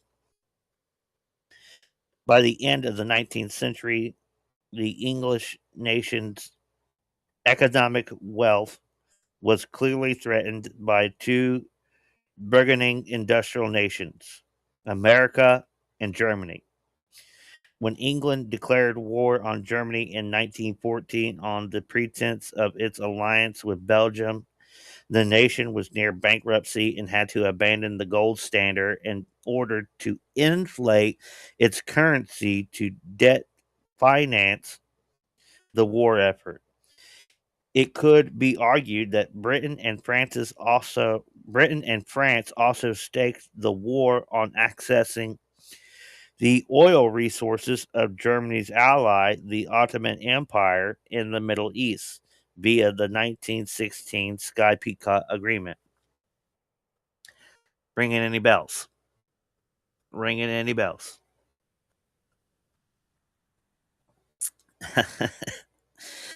As the war dragged on, though, it was the American Anglophile J.P. Morgan Bank, through its houses in England, which would largely subsidize England and France's effort to the tune of over $1 billion until America's entry in 1970 secured Morgan's investment. The banks. The 19th century international economic order had collapsed as England ceased to be the world's largest creditor nation, replaced now by the United States, yet to the American Anglophiles of the Morgan Bank, with its agents and allies in the new Council of Foreign Relations founded in 1921. America needed a broader international policy to accommodate the global finance interests, which coincided with England's financial assets. According to W.Y. Eliot, the ideal of Commonwealth, as proposed by Cicero in De Republica, was a consensus of agreement on the basis of law, what today we call a constitutional system, and also upon a community of utility or shared economic interests, emphasis added.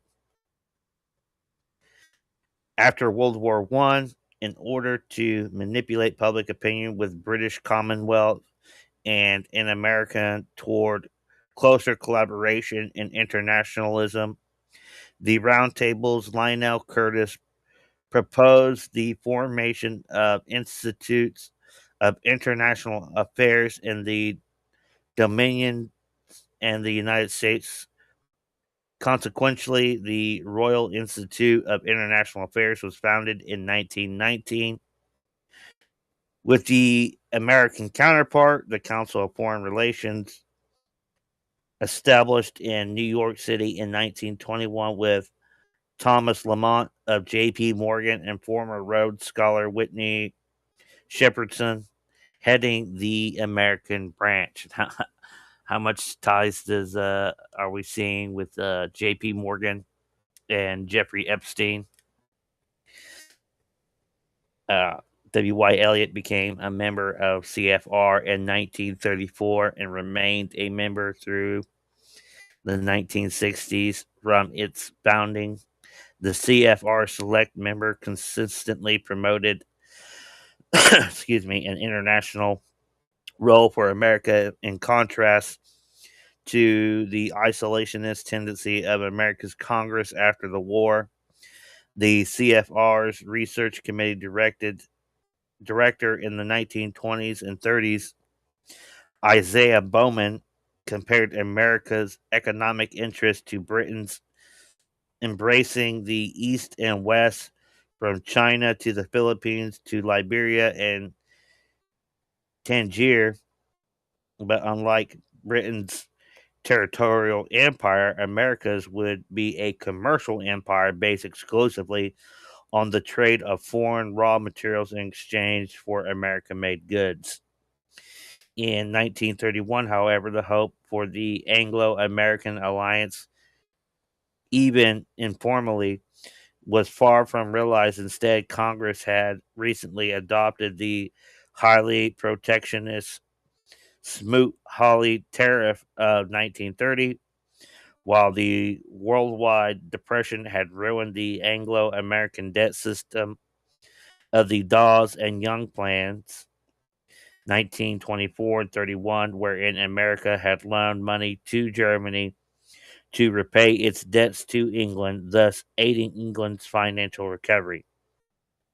Amidst the Depression, even England's now independent Dominion nations were pursuing increasingly nationalistic economic programs of industrialization to the detriment of Great Britain by excluding any real sharing of public wealth, whether by common taxes or tariffs or ownership of natural resources. England was even rebuffed at the Imperial Conference of 1930, where it tried to convince the dominions to lower their tariffs in order to alleviate the earlier stages of depression. Thus, not only was British merchant finance threatened by nationalization platforms in its own dominions, but now the Soviet Union optimized nationalist economic policies since Lenin's new economic policy of 1921 that could encourage other nations to follow its course of rapid industrialization behind state protections.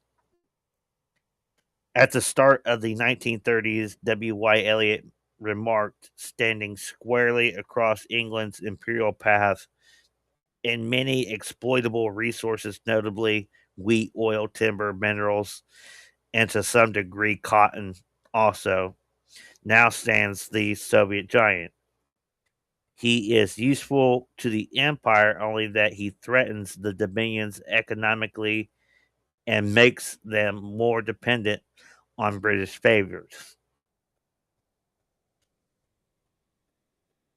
Under state capitalism mechanisms, Russia could cheaply produce export goods that could then be dumped on the international market at below production costs, much in the same way that England had utilized its own manufacturing technology to dump its goods on underdeveloped nations in the 19th century. Russia's empire was also extremely resource rich and had natural access to oil for industry. According to Elliot, this competition could be used to draw the dominions closer to England in a cohesive economic bloc by offering each other trade benefits. On the other hand, the Commonwealth's main targets for trade were resource rich countries like India and China, whom the Russians were now advancing upon with their new industrial products. Hmm.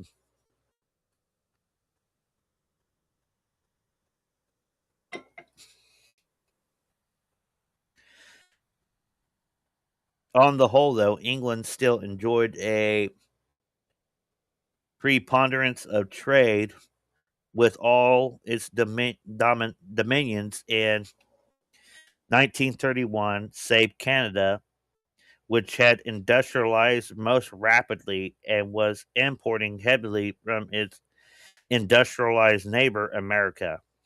Yeah, let that sink in. Canada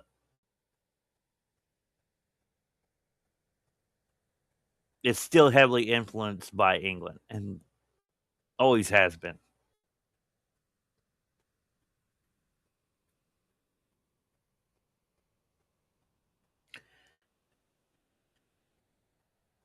In fact, the U.S. had become England's chief rival in trade with the Dominions. As an American, Eliot should have had little to fear from economic nationalism in a country as resource rich and technologically advanced as America. As Eliot pointed out in 1931, so long as her natural riches are not exhausted, America could recover from the Great Depression with its industrial capacity still intact. Nevertheless, Eliot linked America's relationship with the British Commonwealth to trade with Canada. According to Eliot, the development of the British League is of more importance than almost any other contemporary problem. And so Canada's friendship should be courted by reducing America's tariffs to encourage trade between the two nations, guaranteeing the future security of Anglo American relations. Eliot recognized how invaluable an asset England's informal empire would be for the international stability of economic order. He suggested in 1931 that the Dominions should remember that access on favor terms to England's immense colonial dependencies may only be very valuable to the Dominions in the struggle of raw materials or markets. As for England, its one hope for overcoming its problems of dwindling production and nationalist competition would be for England to organize the democratic nations of Europe and the West, inviting collaboration of America for consecrated economic action through Geneva, the League of Nations.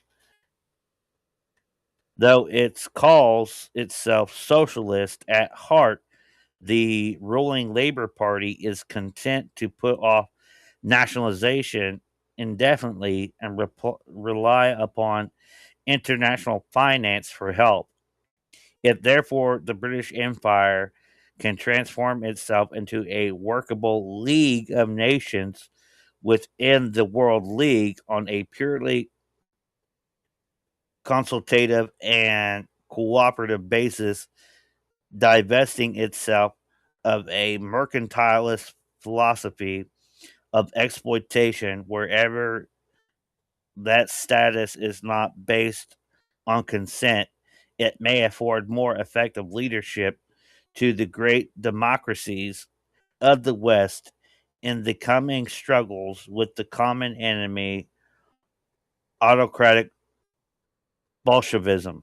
Added, perhaps the Soviets were considered the common enemy because of their non democratic Communist Party rule, but they also defaulted on foreign debts after seizing power in 1917, and their economics of state regulated production and trade remained outside British financial control.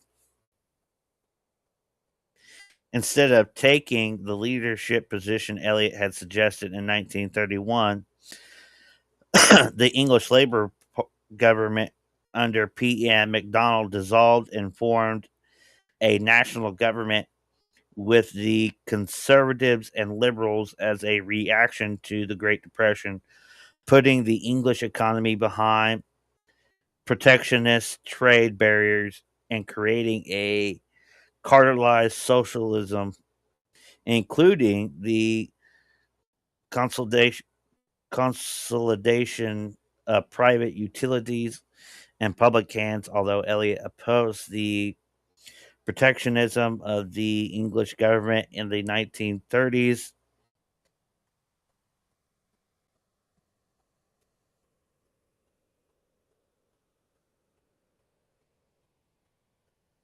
he did agree with decentralizing socialist economic measures taking place in both England and America as a means towards ultimately freeing international trade.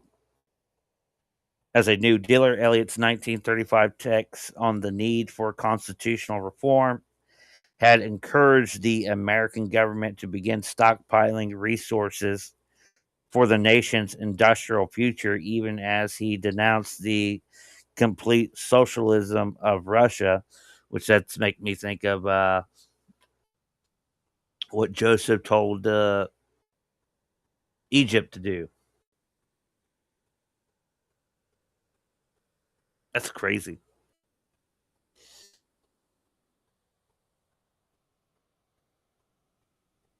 Eliot distinguished democratic socialism with nationalistic socialism by claiming that the state should act as a partner with capitalism by controlling the fiscal, credit, and banking systems in order to create secure conditions for capitalist relations. In order to avoid the exploitative and monopolistic capitalism of the pre Depression era, Eliot advocated that the state assume a type of holding company control on American utility companies and natural resources industries. The models of this type of management were the Royal Dutch Shell and Anglo Persian oil companies, whose major stockholder was the British government, which then had an effective method of controlling the development of a vital industry for national and international consumption. Quite probably, Eliot detested Soviet economic nationalism because it did not allow foreign, British, or American capital to develop and exploit its resource assets and industrial potential through the encouraged the American, though he encouraged the American state to protect its own capitalistic mechanisms through governmental conservation and allocations. In the long run, he envisioned that the joint Anglo American territories' resources assets would be enough to allow for a planned world economic system using an internationally organized fiscal and banking system. Though Eliot treated the ideal of the internationally planned system as utopian in 1937, he cryptically asserted utopias themselves are not without their uses. Yeah. Let's end on that. That's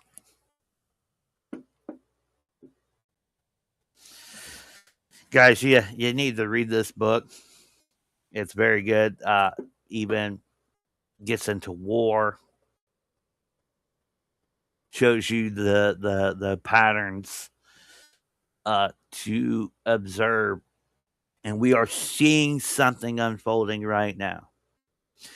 Why is this so interesting compared to all these other turnings?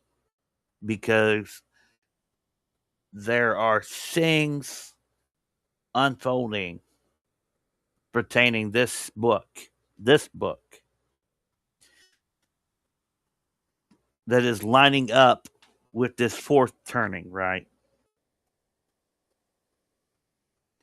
So we got to ask ourselves, what are we looking at?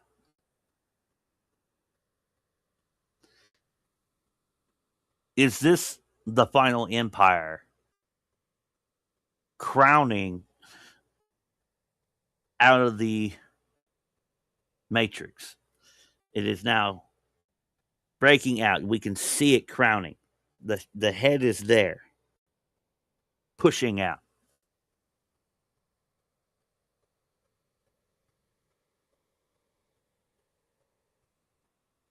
And what is the ultimate end goal? This is an empire. And we, like the video we were watching, the guy's talking about the 4 competing systems. They're all competing on who is the empire. Not the world superpower. You know, we're being told America first, but it's actually looking like we're striving for imperialism, with a lot of American commentators calling for imperialism.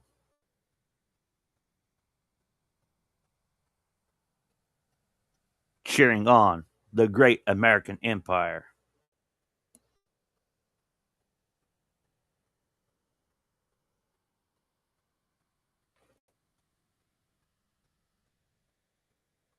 I don't know, folks.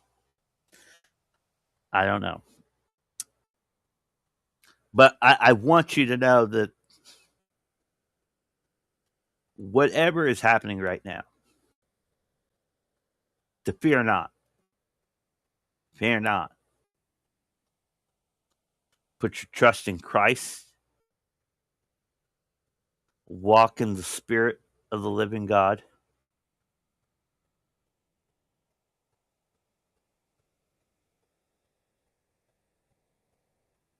Daily walking with Him, right?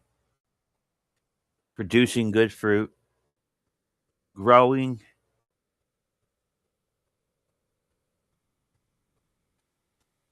Knowing that the beast cannot claim you. You've been marked by Christ. You've been washed in the blood. If you have not accepted Jesus Christ as your personal Lord and Savior, right now it's a really good time. Right now is an excellent time to say, Jesus, forgive me. I am a sinner. You are the Son of the living God. Right now is an excellent time for that. And I encourage you to listen. Let those who have ears and eyes to see, hear the Spirit, see the Spirit of the living God, who's calling out to you right now saying, believe, believe, believe. Yeah, guys, if you can, get you a copy of this book. This is a fascinating read. Helps you recognize some patterns. This is the Truther Odyssey, where we seek the truth in a world full of disinformation and indoctrination. Thanks for tuning in. It's been fun. Don't be afraid of the New World Order. Because remember, in Nebuchadnezzar's dream, a rock shows up. And it strikes the feet made of iron and of clay, the final empire, and turns it, makes it like chaff blown by the wind. And that rock transforms into mountains that fill the world. God's kingdom on earth. The bride of Christ, with Him as King. So, be of good courage. We know who wins in the end. Fear not. He's with you. He is the way, the truth, and the life. No man comes to the Father but by Him, Jesus Christ, the Word made flesh. All right? No ifs, ands, and buts. Trust in that. This is the Truther Odyssey, where we seek the truth in a world full of disinformation and indoctrination. I am signing out. Be safe.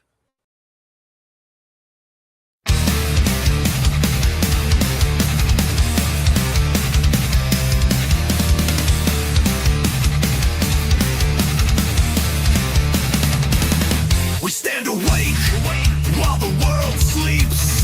Eyes unchained, no leash, no creed. They draw the lines, they sell the fear. We cut straight through, we see it clear. No master's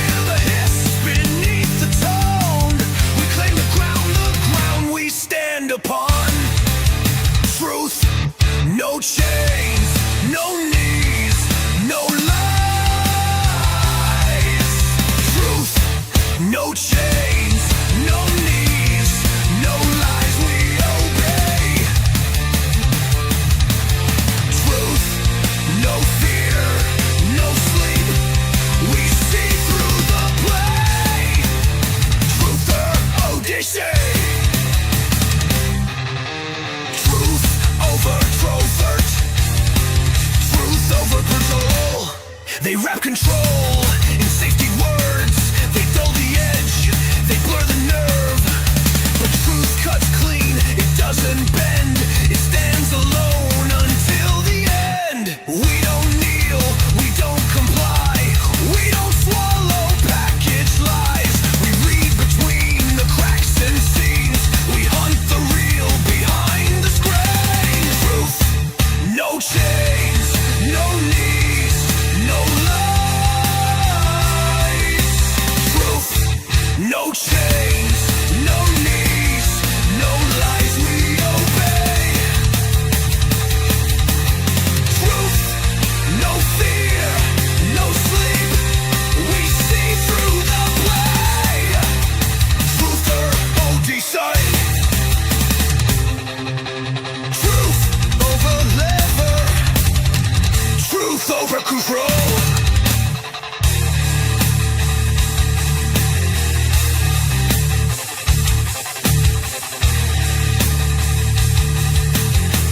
Seeking truth in a world full of disinformation and indoctrination.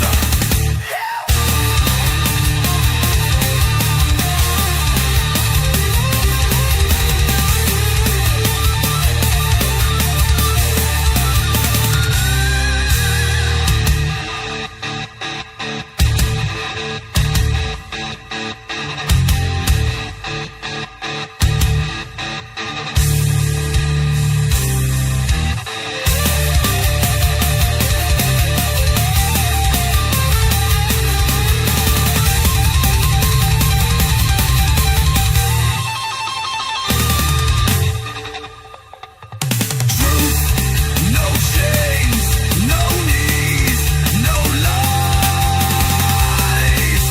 Truth, no chains, no knees, no lies we obey. Truth, no fear, no sleep. We see through the play. Truther Odyssey. Truth over covert, truth over control. Seeking truth in a world full of disinformation